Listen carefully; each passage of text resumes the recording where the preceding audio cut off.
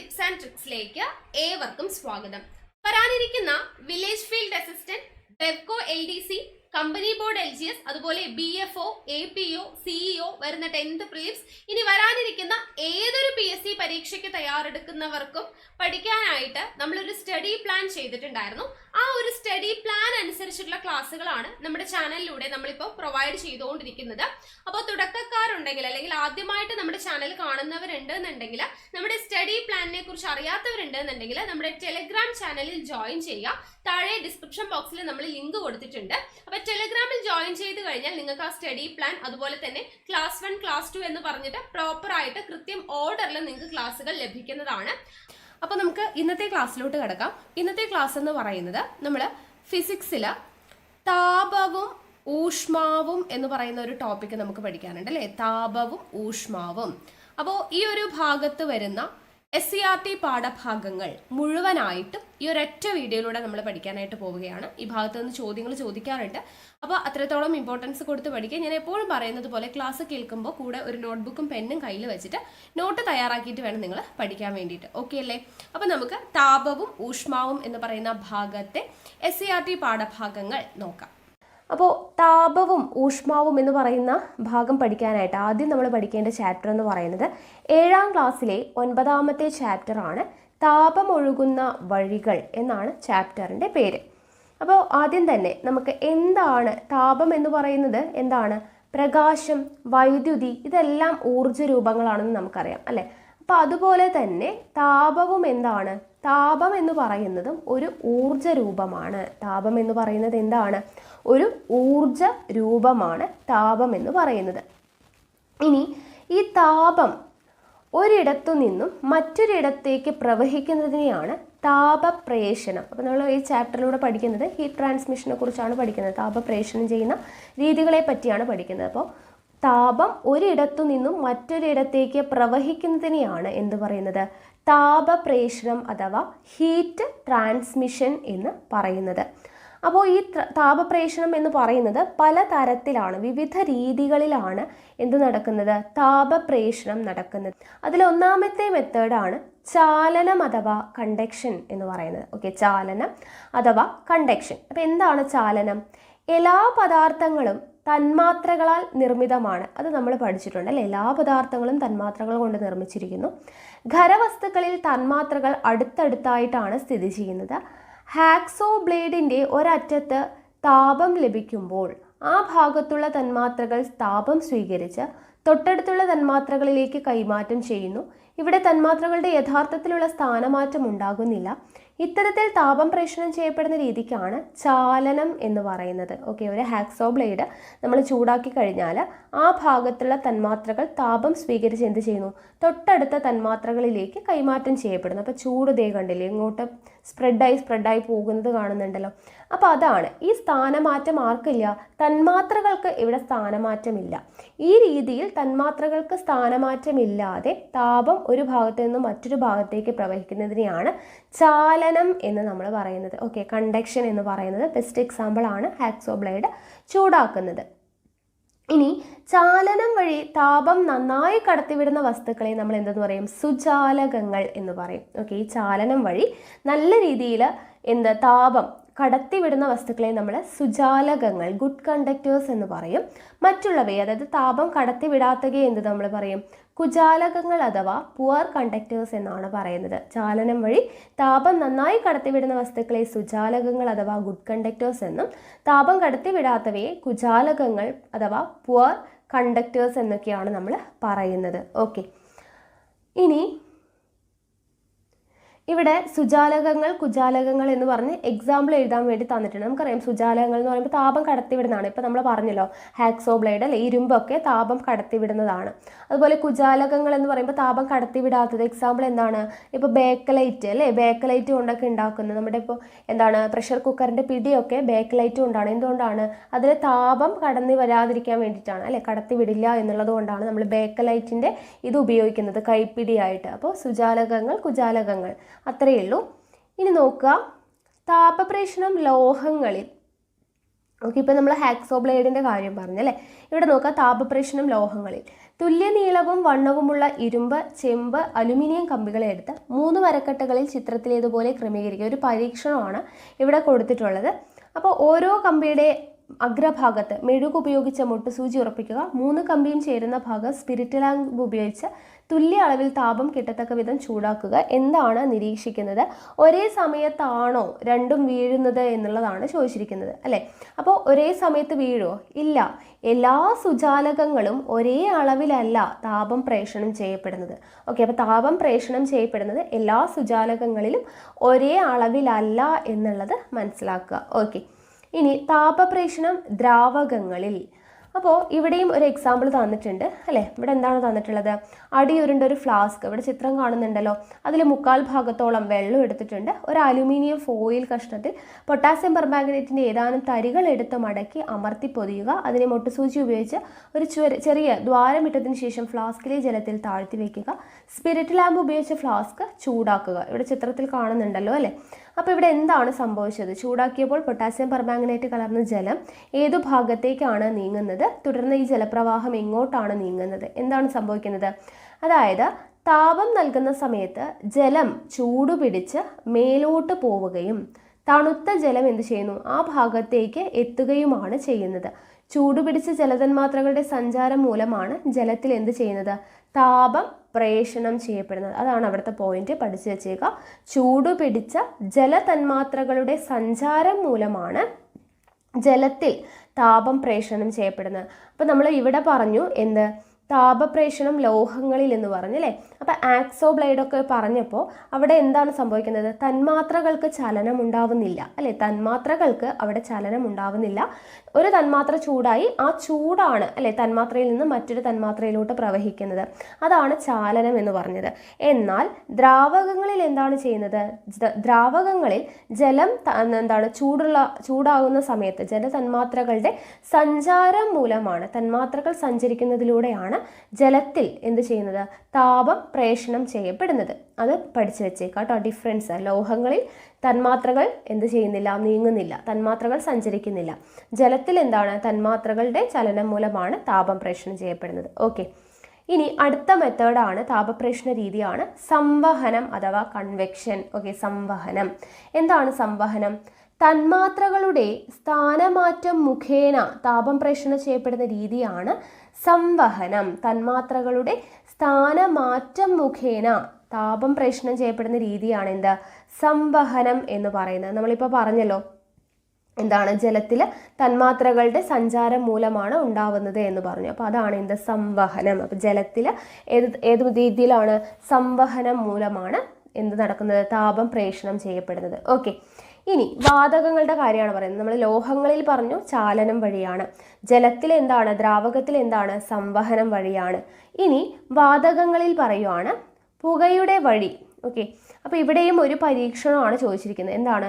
മേശപ്പുറത്ത് ഒരു മെഴുകുതിരി കത്തിച്ച് വെച്ച് കൂടിനുള്ളിൽ ഒരു മെഴുകുതിരി വരത്തക്ക വിധം കൂട് ക്രമീകരിക്കുക. ദ്വാരമിട്ട ഭാഗം കൂടിൻ്റെ അടിഭാഗത്ത് വരണം. വശത്തെ ദ്വാരത്തിന് സമീപത്തായി കത്തിച്ച ചന്ദനത്തിരി കൊണ്ടുവരിക. പുകയുടെ പ്രവാഹത്തിൻ്റെ ദിശ മനസ്സിലാക്കുക എന്ന് പറഞ്ഞു കൊടുത്തിട്ടുണ്ട്. അപ്പോൾ ഇവിടെ എന്താണ് സംഭവിക്കുന്നത്? കൂടിനകത്തെ വായു ചൂടുപിടിച്ച് മേലോട്ട് ഉയരുമ്പോൾ ആ ഭാഗത്തേക്ക് സുഷിരത്തിലൂടെ തണുത്ത വായു പ്രവഹിക്കുന്നു. ഈ പ്രവാഹത്തോടൊപ്പം ചന്ദനത്തിരിയുടെ പുകയും അകത്തേക്ക് കടക്കുന്നു. ഇവിടെയും ദ്രാവകത്തിലേതുപോലെ തന്നെ കണികകളുടെ യഥാർത്ഥമായ ചലനം മുഖേനയാണ് താപം ഒരു ഭാഗത്ത് നിന്നും മറ്റൊരു ഭാഗത്തേക്ക് കൈമാറ്റം ചെയ്യപ്പെടുന്നത്. അപ്പോൾ വാതകങ്ങളിലും ദ്രാവകങ്ങളിലും എന്താണ്? സംവഹനം വഴിയാണ് താപം പ്രേഷണം ചെയ്യപ്പെടുന്നത്. എന്തുകൊണ്ടാണ്? തന്മാത്രകളുടെ ചലനം മൂലമാണ് വാതകങ്ങളിലും ദ്രാവകങ്ങളിലും താപപ്രേഷണം നടക്കുന്നത്. അപ്പോൾ ലോഹങ്ങളിൽ എങ്ങനെയാണ് താപപ്രേഷണം നടക്കുന്നത്? ചാലനം വഴിയാണ്. വാതകങ്ങളിലും ദ്രാവകങ്ങളിലും പ്രധാനമായിട്ട് താപം പ്രേഷണം ചെയ്യപ്പെടുന്നത് സംവഹനം എന്ന് പറയുന്ന മെത്തേഡ് വഴിയാണ്. ഓക്കെ, സംവഹനം വഴിയാണ്.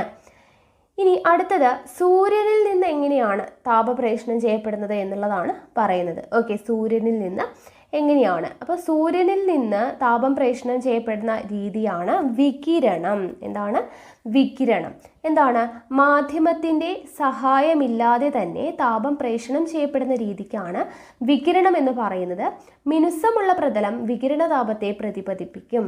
ഓക്കെ, അപ്പോൾ മാധ്യമത്തിൻ്റെ സഹായം ഒന്നുമില്ലാതെയാണ് സൂര്യൻ്റെ രശ്മികൾ നമ്മൾ താഴോട്ട് ഭൂമിയിലോട്ട് എത്തുന്നത് അല്ലേ. അപ്പോൾ മാധ്യമത്തിൻ്റെ സഹായമില്ലാതെ തന്നെ താപം പ്രേഷണം ചെയ്യപ്പെടുന്ന രീതിക്കാണ് വികിരണം എന്ന് പറയുന്നത്. അപ്പോൾ വികിരണം വഴി താപം പ്രസരണം ചെയ്യപ്പെടുന്ന സന്ദർഭങ്ങൾ ഇവിടെ കൊടുത്തിട്ടുണ്ട്. എന്തൊക്കെയാണ്?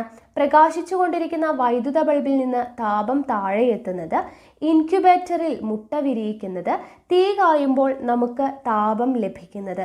ഇതെല്ലാം എന്താണ്? വികിരണം വഴിയാണ്. ഓക്കെ, അവിടെ ഇടയിലൊരു മാധ്യമം ഇല്ല അല്ലേ. പ്രകാശിച്ചു കൊണ്ടിരിക്കുന്ന വൈദ്യുത ബൾബിൽ നിന്ന് താപം താഴേക്ക് എത്തുന്നത്, ഇൻക്യുബേറ്ററിൽ മുട്ട വിരിയിക്കുന്നത്, തീ കായുമ്പോൾ നമുക്ക് താപം ലഭിക്കുന്നത്. ഇതെല്ലാം എന്താണ്? വികിരണമാണ്. ഓക്കെ, അപ്പോൾ ചാലനം, സംവഹനം, വികിരണം, ഇത് 3 കോളായിട്ട് കൊടുത്തിട്ടുണ്ട്. ചാലനം എന്തായിരുന്നു? തന്മാത്രകളുടെ യഥാർത്ഥത്തിലുള്ള സ്ഥാനമാറ്റം ഇല്ലാതെ ഒരു വസ്തുവിൻ്റെ ഒരറ്റത്തു നിന്ന് മറ്റേ അറ്റത്തേക്ക് താപം പ്രേഷണം ചെയ്യപ്പെടുന്ന രീതിയാണ് എന്ത്? ചാലനം. അവിടെ തന്മാത്രകൾ സ്ഥാനമാറ്റം ഇല്ല. സംവഹനം എന്ന് പറയുമ്പോൾ ദ്രാവകങ്ങളിലും വാതകങ്ങളിലും തന്മാത്രകളുടെ യഥാർത്ഥ സ്ഥാനമാറ്റം മുഖേന താപം പ്രേഷണം ചെയ്യപ്പെടുന്ന രീതിയാണ് സംവഹനം എന്ന് പറയുന്നത്. അടുത്തത് വികിരണം. വികിരണം എന്ന് വെച്ചാൽ എന്താണ്? മാധ്യമത്തിൻ്റെ സഹായമൊന്നുമില്ലാതെ തന്നെ താപം ഒരിടത്തു നിന്നും മറ്റൊരിടത്തേക്ക് പ്രവഹിക്കുന്ന രീതിയാണ്, എത്തുന്ന രീതിയാണ് വികിരണം എന്ന് പറയുന്നത്. ഇനി ആഹാരപദാർത്ഥങ്ങളിൽ ഏറെ നേരെ ചൂട് നിലനിർത്താൻ വേണ്ടിയിട്ട് നമ്മൾ എന്താണ് ചെയ്യേണ്ടത്? ചാലനം, സംവഹനം, വികിരണം എന്നീ രീതികളിൽ താപപ്രേഷണം നടക്കുന്നത് കുറയ്ക്കാൻ കഴിഞ്ഞാൽ നമുക്ക് എന്ത് ചെയ്യാൻ പറ്റും? ആഹാരപദാർത്ഥങ്ങളിൽ ഏറെ നേരം ചൂട് നിലനിർത്താനായിട്ട് പറ്റും. ഓക്കെ, ചാലനം, സംവഹനം, വികിരണം, നമ്മൾ 3 തരത്തിലുള്ള താപപ്രേഷണ രീതികൾ പഠിച്ചു. ആ രീതികളിലൊക്കെ താപപ്രേഷണം നടക്കുന്നത് കുറയ്ക്കാൻ കഴിഞ്ഞാൽ നമുക്ക് എന്ത് ചെയ്യാം? ആഹാരപദാർത്ഥങ്ങളിൽ ഏറെ നേരം ചൂട് നിലനിർത്താനായിട്ട് പറ്റും. അപ്പോൾ അതിന് വേണ്ടിയിട്ട് ഓരോ വീട്ടുപകരണങ്ങളിലാണ്, ഇപ്പോൾ കാസറോള് അല്ലെങ്കിൽ ഫ്ലാസ്ക്, അങ്ങനെയുള്ള കാര്യങ്ങളിലൊക്കെ എന്തെങ്കിലുമൊക്കെ അതിനുള്ള കാര്യങ്ങൾ ചെയ്തിട്ടുണ്ടാവും, അതായത് ചൂട് നിലനിർത്താൻ വേണ്ടിയിട്ട്. അങ്ങനെ തെർമോഫ്ലാസ്കിൻ്റെ ആ ചൂട് നിലനിർത്തുന്നതിന് വേണ്ടിയിട്ട് തെർമോഫ്ലാസ്കിൻ്റെ ഭാഗത്ത് എന്തൊക്കെയാണ് ചെയ്തിട്ടുള്ളത് എന്നുള്ളതാണ് പറയുന്നത്. അതായത് സ്ഫടിക പാത്രവും അടപ്പും കൊടുത്തിട്ടുണ്ട്, ഇരട്ട ഭിത്തികൾക്കിടയിലെ ശൂന്യമായ സ്ഥലം കൊടുത്തിട്ടുണ്ട്, സിൽവർ ലവണങ്ങൾ പൂശിയ ഉൾഭാഗമുള്ള പ്രതലം കൊടുത്തിട്ടുണ്ട്. ഓക്കെ, അപ്പോൾ ഇതെല്ലാം എന്താണ്? തെർമോഫ്ലാസ്കിൽ കൊടുത്തിട്ടുള്ളത്. അതായത് ആഹാരപദാർത്ഥങ്ങളുടെ ചൂട് നിലനിൽക്കാൻ വേണ്ടിയിട്ട് തെർമോഫ്ലാസ്കിൽ ചെയ്തിട്ടുള്ള സംവിധാനങ്ങളാണ്. ഓക്കെ, ഇനി താപീയ വികാസം ഖരവസ്തുക്കളിൽ എന്ന് പറഞ്ഞു കൊടുത്തിട്ടുണ്ട്. അപ്പോൾ ഇവിടെയും ഒരു പരീക്ഷണം കൊടുത്തിട്ടുണ്ട്. അപ്പോൾ എങ്ങനെയാണ് താപീയ വികാസം നടക്കുന്നത് ഖരവസ്തുക്കളിൽ എന്നുള്ളതാണ് കൊടുത്തിട്ടുള്ളത്. അതായത് താപം ലഭിക്കുമ്പോൾ ഖരവസ്തുക്കൾ എന്ത് ചെയ്യുന്നു? വികസിക്കുന്നു. ഓക്കെ, താപം നഷ്ടപ്പെടുമ്പോൾ അവ എന്ത് ചെയ്യുന്നു? സങ്കോചിക്കുന്നു. നമുക്ക് അറിയുന്ന കാര്യമാണ് അല്ലേ. താപം ലഭിക്കുന്ന സമയത്ത് ഖരവസ്തുക്കൾ വികസിക്കുകയും താപം നഷ്ടപ്പെടുമ്പോൾ എന്ത് ചെയ്യുന്നു? അവ സങ്കോചിക്കുകയുമാണ് ചെയ്യുന്നത്. ഇനി താപീയ വികാസം ദ്രാവകങ്ങളിലാണെങ്കിലോ, താപം ലഭിക്കുന്ന സമയത്ത് ദ്രാവകങ്ങൾ എന്ത് ചെയ്യും? വികസിക്കുന്നു, തണുക്കുന്ന സമയത്ത് സങ്കോചിക്കുന്നു. ഓക്കെ, ഇത് ഖരങ്ങളിലാണെങ്കിലും ദ്രാവകങ്ങളിലാണെങ്കിലും അങ്ങനെ തന്നെയാണ്. താപം ലഭിക്കുന്ന സമയത്ത് വികസിക്കുന്നു, തണുക്കുന്ന സമയത്ത് എന്ത് സംഭവിക്കുന്നു? സങ്കോചിക്കുകയാണ് ചെയ്യുന്നത്. ഇനി താപനില അളക്കാം എന്ന് പറഞ്ഞു കൊടുത്തിട്ടുണ്ട്. അപ്പോൾ സങ്കോചിക്കുവാനും വികസിക്കുവാനുമുള്ള ദ്രാവകങ്ങളുടെ കഴിവ് പ്രയോജനപ്പെടുത്തിയാണ് ലബോറട്ടറി തെർമോമീറ്ററും ക്ലിനിക്കൽ തെർമോമീറ്ററും പ്രവർത്തിപ്പിക്കുന്നത്. ഓക്കെ, അപ്പോൾ നമ്മൾ പറഞ്ഞു താപം ലഭിക്കുന്ന സമയത്ത് സങ്കോചിക്കുകയും വികസിക്കുകയും ഒക്കെ ചെയ്യും അല്ലെ, ദ്രാവകങ്ങൾ എന്ന് പറഞ്ഞു. അപ്പോൾ സങ്കോചിക്കുവാനും വികസിക്കുവാനുമുള്ള ഈ ദ്രാവകങ്ങളുടെ കഴിവ് പ്രയോജനപ്പെടുത്തിയിട്ടാണ് തെർമോമീറ്ററും ക്ലിനിക്കൽ തെർമോമീറ്ററും ഒക്കെ പ്രവർത്തിക്കുന്നത്. ഓക്കെ, അപ്പോൾ ഈ 2 തെർമോമീറ്ററിനെ കുറിച്ചാണ് നമുക്ക് പഠിക്കാനുള്ളത്. തെർമോമീറ്ററിൻ്റെ അഗ്രഭാഗത്തുള്ള ബൾബിൽ മെർക്കുറിയാണ് ഉള്ളത്. നമുക്ക് ചോദിക്കാവുന്ന ഒരു ചോദ്യമാണ് കേട്ടോ. തെർമോമീറ്ററിൻ്റെ അഗ്രഭാഗത്തുള്ള ബൾബിൽ കാണുന്നത് എന്താണ്? മെർക്കുറിയാണ്. ബൾബിനോട് ചേർന്ന് വായുവില്ലാത്ത ഒരു നേർത്ത കുഴലുണ്ട്. കുഴലിൽ എന്തുണ്ട്? അളവുകൾ രേഖപ്പെടുത്തിയിട്ടുണ്ട്. അപ്പോൾ ക്ലിനിക്കൽ തെർമോമീറ്റർ കൈമുട്ടിൻ്റെ മടക്കിൽ വെച്ച് ശരീര താപനില പരിശോധിക്കൂ, അളവ് കുറിച്ചു വയ്ക്കുമല്ലോ എന്ന് പറഞ്ഞ് ജസ്റ്റ് കൊടുത്തിട്ടുണ്ട്, ഒരു പരീക്ഷണം പോലെ. അപ്പോൾ ഇവിടെ ക്ലിനിക്കൽ തെർമോമീറ്ററിൻ്റെയും ലബോറട്ടറി തെർമോമീറ്ററിൻ്റെയും പിക്ചർ കൊടുത്തിട്ടുണ്ട്. ഇവിടെ നോക്കുക, തെർമോമീറ്ററുകൾ ക്ലിനിക്കൽ തെർമോമീറ്ററിൽ ലാബ് തെർമോമീറ്ററിൽ നിന്ന് വ്യത്യസ്തമായിട്ട് ബൾബിന് മുകളിൽ എന്തുണ്ട്? ഒരു ഇടുങ്ങിയ ഭാഗമുണ്ട്. ഇവിടെ ക്ലിനിക്കൽ തെർമോമീറ്റർ ഏതാണ്? ഇതാണ് ക്ലിനിക്കൽ തെർമോമീറ്റർ. ലബോറട്ടറി തെർമോമീറ്ററിൽ നിന്നും എന്താണ് വ്യത്യാസം? ബൾബിന് മുകളിൽ ഒരു ഇടുങ്ങിയ ഭാഗമുണ്ട്. ഓക്കെ, ബൾബിന് മുകളിൽ ഒരു ഇടുങ്ങിയ ഭാഗമുണ്ട് ഇവിടെ ക്ലിനിക്കൽ തെർമോമീറ്ററിൽ. ഇനി ക്ലിനിക്കൽ തെർമോമീറ്റർ ശരീര താപനില അളക്കാൻ വേണ്ടി മാത്രമാണ് രൂപകൽപ്പന ചെയ്തിട്ടുള്ളത്. ഓക്കെ, ക്ലിനിക്കൽ തെർമോമീറ്റർ എന്തിനു വേണ്ടിയിട്ടാണ്? ശരീര താപനില അളക്കാൻ വേണ്ടി മാത്രമാണ് രൂപകൽപ്പന ചെയ്തിട്ടുള്ളത്. അപ്പോൾ ശരീര താപനില അളക്കാൻ വേണ്ടിയിട്ടുള്ളത് ഏതാണ് തെർമോമീറ്റർ? ക്ലിനിക്കൽ തെർമോമീറ്റർ ആണ്. 200 ഡിഗ്രി സെൽഷ്യസിൽ താഴെയുള്ള താപനിലയെ അളക്കാൻ ലബോറട്ടറി തെർമോമീറ്റർ ആണ് ഉപയോഗിക്കുന്നത്. ഓക്കെ, 200 ഡിഗ്രി സെൽഷ്യസിൽ താഴെയുള്ള താപനില അളക്കാൻ വേണ്ടി ഉപയോഗിക്കുന്നതാണ് ലബോറട്ടറി തെർമോമീറ്റർ എന്ന് പറയുന്നത്. അപ്പോൾ തെർമോമീറ്ററിനെ കുറിച്ച് അറിഞ്ഞിരിക്കുക. അടുത്തത് താപീയ വികാസം വാതകങ്ങളിൽ എങ്ങനെയാണ്? വാതകങ്ങൾ താപം ലഭിക്കുമ്പോൾ വികസിക്കുകയും തണുക്കുമ്പോൾ സങ്കോചിക്കുകയും ചെയ്യുന്നു. നമുക്കറിയുന്നത് തന്നെയാണ് അല്ലേ? താപം ലഭിക്കുന്ന സമയത്ത് വികസിക്കുന്നു, തണുക്കുമ്പോൾ സങ്കോചിക്കുകയും ചെയ്യുന്നു. ഇനി താപീയ വികാസം നിത്യജീവിതത്തിൽ എങ്ങനെയാണ് എന്നുള്ളതാണ്. അപ്പോൾ താപീയ വികാസം നിത്യജീവിതത്തിൽ എന്ന് പറയുന്ന ആ സന്ദർഭത്തിന് എക്സാമ്പിളായിട്ട് നമുക്ക് പഠിക്കേണ്ടതാണ് കടൽക്കാറ്റ്, കരക്കാറ്റ്. ഓക്കെ, അപ്പോൾ എന്താണ് കടൽക്കാറ്റ്? കടൽക്കാറ്റ് എന്ന് പറയുമ്പോൾ കരയ്ക്കും കടലിനും സൂര്യതാപം ലഭിക്കുന്നത് ഒരുപോലെയാണോ? അല്ല, അല്ലേ? കരയ്ക്കും കടലിനും സൂര്യതാപം ലഭിക്കുന്നത് ഒരുപോലെയല്ല. എന്നാൽ കരയ്ക്കും കടലിനും താപം സ്വീകരിക്കുവാനുള്ള കഴിവ് എന്താണ്? വ്യത്യസ്തമാണ്, അല്ലേ? കരയ്ക്കും കടലിനും താപം സ്വീകരിക്കുവാനുള്ള കഴിവ് വ്യത്യസ്തമാണ്. പകൽ സമയത്ത് സൂര്യതാപത്താൽ കര വേഗം ചൂടുപിടിക്കുന്നു, അല്ലേ? പകൽ സമയത്ത് കര പെട്ടെന്ന് ചൂടുപിടിക്കുന്നു. എന്നാൽ കടലിലെ ജലം എന്ത് ചെയ്യുന്നു? സാവധാനത്തിൽ മാത്രമേ ചൂടുപിടിക്കുകയുള്ളൂ. കരയുടെ മുകളിലുള്ള വായു ചൂടുപിടിച്ച് വികസിച്ച് മുകളിലേക്ക് ഉയരുന്നു. ഈ സമയം എന്ത് ചെയ്യുന്നു? കടലിൽ നിന്നുള്ള ചൂട് കുറഞ്ഞ വായു കരയിലേക്ക് പ്രവഹിക്കും. ഇതിനെയാണ് കടൽക്കാറ്റ് എന്ന് പറയുന്നത്. അപ്പോൾ പകൽ സമയത്ത് സൂര്യതാപത്താൽ കര ചൂടുപിടിക്കുന്ന സമയത്ത് കടലിലെ ജലം സാവധാനത്തിലാണ് ചൂടുപിടിക്കുന്നത്. അപ്പോൾ കര നല്ലപോലെ ചൂടായിട്ട് ഈ വായു വികസിച്ച് എന്ത് ചെയ്യുന്നു? മുകളിലോട്ട് പോകുന്ന സമയത്ത് കടലിൽ നിന്നുള്ള ചൂട് കുറഞ്ഞ വായു കരയിലേക്ക് പ്രവഹിക്കും. അപ്പോൾ കടലിൽ നിന്നും കരയിലോട്ടാണ് കാറ്റ് വീശുന്നത് പകൽ സമയത്ത്. ഇതാണ് കടൽക്കാറ്റ്. ഓക്കെ, അപ്പോൾ പകൽ സമയത്താണ് കടൽക്കാറ്റ് ഉണ്ടാവുക. കടൽക്കാറ്റ് എന്ന് പറയുന്നത് കടലിൽ നിന്നും കരയിലോട്ടാണ് വീശുന്നത്. കരയ്ക്കായിരിക്കും ചൂട് കൂടുതൽ. ഓക്കെ, ചൂട് കൂടുതലുള്ള കരയിൽ വായു വികസിച്ച് മുകളിലോട്ട് പോകുമ്പോൾ കടലിൽ നിന്നും ചൂട് കുറഞ്ഞ വായു കരയിലേക്ക് പ്രവഹിക്കുന്നതാണ് കടൽക്കാറ്റ്. പകൽ സമയത്താണ് വീശുന്നത്. അത് മനസ്സിലായല്ലോ. ഇനി കരക്കാറ്റിനെ കുറിച്ചാണ് പറയുന്നത്. ഇവിടെ ചിത്രം കൊടുത്തിട്ടുണ്ട്. കര വേഗത്തിൽ എന്ത് ചെയ്യും? രാത്രിയാവുമ്പോൾ കര വേഗത്തിൽ തണുക്കും. കടൽ എന്ത് ചെയ്യുള്ളൂ? സാവധാനമേ തണുക്കത്തുള്ളൂ. അപ്പോൾ കടൽ വേഗത്തിൽ തണുക്കുന്ന സമയത്ത് കടലിൽ നിന്നും കരയിൽ നിന്നും കടലിലോട്ടാണ് കാറ്റ് വീശുന്നത്. അതാണ് കരക്കാറ്റ്. നോക്കുക, രാത്രിയിൽ എന്ത് ചെയ്യുന്നു? കര വേഗം തണുക്കുന്നു, കടൽ വളരെ സാവധാനമാണ് തണുക്കുന്നത്. അതുകൊണ്ട് കടലിന് മുകളിലുള്ള വായു എന്ത് ചെയ്യുന്നു? കരയ്ക്ക് മുകളിലെ വായുവിനേക്കാൾ കൂടുതൽ വികസിച്ചിരിക്കും. അപ്പോൾ കരയ്ക്ക് മുകളിലെ വായു കടലിന് മുകളിലേക്ക് പ്രവഹിക്കും. ഇതിനെയാണ് കരക്കാറ്റ് എന്ന് പറയുന്നത്. അപ്പോൾ കടൽക്കാറ്റ് ഉണ്ടാവുന്നത് പകലിലാണ്, കരക്കാറ്റ് ഉണ്ടാവുന്നത് രാത്രിയാണ്. കടൽക്കാറ്റ് എന്ന് പറയുന്നത് കടലിൽ നിന്നും കരയിലോട്ടാണ് വീശുന്നത്. കരക്കാറ്റ് എന്ന് പറയുമ്പോൾ കരയിൽ നിന്നും കടലിലോട്ടാണ് വീശുന്നത്. ഓക്കെ, ഇത് രണ്ടും മനസ്സിലായല്ലോ. കടൽക്കാറ്റും കരക്കാറ്റും. താപീയ വികാസം നിത്യജീവിതത്തിൽ, അതിന് എക്സാമ്പിളാണ് കടൽക്കാറ്റും കരക്കാറ്റും. ഇനി കാറ്റിൻ്റെ ദിശയാണ് പറയുന്നത്. കാറ്റിൻ്റെ ദിശയെക്കുറിച്ച് പറയുമ്പോൾ സൂര്യപ്രകാശം ലംബമായി പതിക്കുന്നത് അധികവും എവിടെയാണ്? ഭൂമധ്യരേഖാ പ്രദേശങ്ങളിലാണ്. ഓക്കെ, സൂര്യപ്രകാശം ലംബമായി പതിക്കുന്നത് ഭൂമധ്യരേഖാ പ്രദേശങ്ങളിലാണ്. ഈ പ്രദേശങ്ങളിൽ അധികം ചൂട് അനുഭവപ്പെടുന്നുണ്ട്. അപ്പോൾ ഇവിടെ ശൈത്യമേഖല, മിതോഷ്ണമേഖല, ഉഷ്ണമേഖല, മിതോഷ്ണമേഖല, ശൈത്യമേഖല ഇങ്ങനെ കൊടുത്തിട്ടുണ്ട്. അപ്പോൾ ഇവിടെ ഭൂമധ്യരേഖാ പ്രദേശത്ത് സൂര്യരശ്മി ലംബമായി പതിക്കുന്ന സമയത്ത് എന്താണ് സംഭവിക്കുന്നത്? അപ്പോൾ ഇവിടെ മിതോഷ്ണ മേഖലയിൽ താരതമ്യേന ചൂട് കുറഞ്ഞ വായുവാണ്. അപ്പോൾ ആ കാറ്റ് വീശുന്നു, ചൂട് പിടിച്ച വായു എന്ത് ചെയ്യുന്നു? ഭൂമധ്യരേഖാ പ്രദേശത്ത് ലംബമായി പതിക്കുന്നത് കൊണ്ട് ഇവിടെ ചൂട് കൂടുതലായിരിക്കും, അല്ലേ? അപ്പോൾ ചൂട് കൂടുന്ന സമയത്ത് ചൂട് പിടിച്ച വായു മുകളിലോട്ട് പ്രവഹിക്കുന്നു. അപ്പോൾ എന്ത് സംഭവിക്കും? ചൂട് കുറഞ്ഞ മിതോഷ്ണ മേഖലയിലുള്ള താരതമ്യേന ചൂട് കുറഞ്ഞ വായു ഇങ്ങോട്ട് വീശുകയാണ് ചെയ്യുക. ഭൂമധ്യരേഖാ പ്രദേശത്തോട്ട് വീശുകയാണ് ചെയ്യുക, അല്ലേ? ഭൂമധ്യരേഖാ പ്രദേശത്താണ് ചൂട് കൂടുതൽ. അപ്പോൾ മിതോഷ്ണ മേഖലകളിൽ നിന്നും എങ്ങോട്ട് വീശുന്നു? ഭൂമധ്യരേഖാ പ്രദേശത്തോട്ടാണ്. ചൂട് പിടിച്ച വായു മുകളിലോട്ട് ഉയരുമ്പോൾ അങ്ങോട്ടാണ് വീശുന്നത്. ഓക്കെ, അടുത്തത് നോക്കുക, മൺസൂൺ മഴ. മെയ്, ജൂൺ, ജൂലൈ മാസങ്ങളിലാണ് ഇന്ത്യയിൽ സൂര്യപ്രകാശം ഏറ്റവും ലംബമായിട്ട് പതിക്കുന്നത്. അപ്പോൾ ഉപരിതല വായു ചൂടുപിടിച്ച് വികസിക്കുന്നു. ഈ സമയം ഇന്ത്യൻ മഹാസമുദ്രത്തിലെ മർദ്ദം കൂടിയ ഭാഗങ്ങളിൽ നിന്ന് നീരാവി നിറഞ്ഞ കാറ്റ് ഇന്ത്യയിലേക്ക് വീശുന്നു. ഇത് മൺസൂൺ മഴയ്ക്ക് കാരണമാകുന്നു.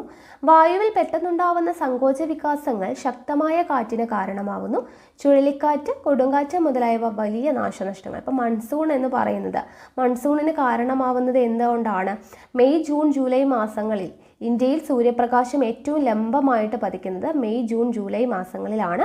അപ്പോൾ ഉപരിതല വായു ചൂടുപിടിച്ച് വികസിക്കുന്ന സമയത്ത് ഇന്ത്യൻ മഹാസമുദ്രത്തിലെ മർദ്ദം കൂടിയ ഭാഗങ്ങളിൽ നിന്ന് നീരാവി എന്ത് ചെയ്യുന്നു? നീരാവി നിറഞ്ഞ കാറ്റ് ഇന്ത്യയിലേക്ക് വീശുന്നു. ഇതാണ് മൺസൂൺ മഴയ്ക്ക് കാരണം എന്ന് പറയുന്നത്. അത് ഓർത്തിരിക്കുക. ഇനി ശക്തമായ കാറ്റും മഴയും ഉള്ളപ്പോൾ, അതിനു മുന്നേ നമുക്ക് കാറ്റും മഴയും എന്നുള്ളത് നോക്കാം. ശക്തമായ കാറ്റും മഴയും ഉള്ളപ്പോൾ ഉയരമുള്ള മരത്തിന് താഴെ നിൽക്കുന്നത് അപകടമാണ്. എന്തുകൊണ്ടാണ്? അപ്പോൾ അതവിടെ പറയുന്ന കാര്യങ്ങൾ നോക്കാം. ശക്തമായ കാറ്റും മഴയും ഉള്ളപ്പോൾ ഒറ്റപ്പെട്ടതും ഉയരമുള്ളതുമായിട്ടുള്ള മരത്തിന് താഴെ നിൽക്കരുത്. ശക്തമായ കാറ്റും മഴയുള്ളപ്പോൾ ഒറ്റപ്പെട്ടതും ഉയരമുള്ളതുമായിട്ടുള്ള മരത്തിന് താഴെ നിൽക്കരുത്.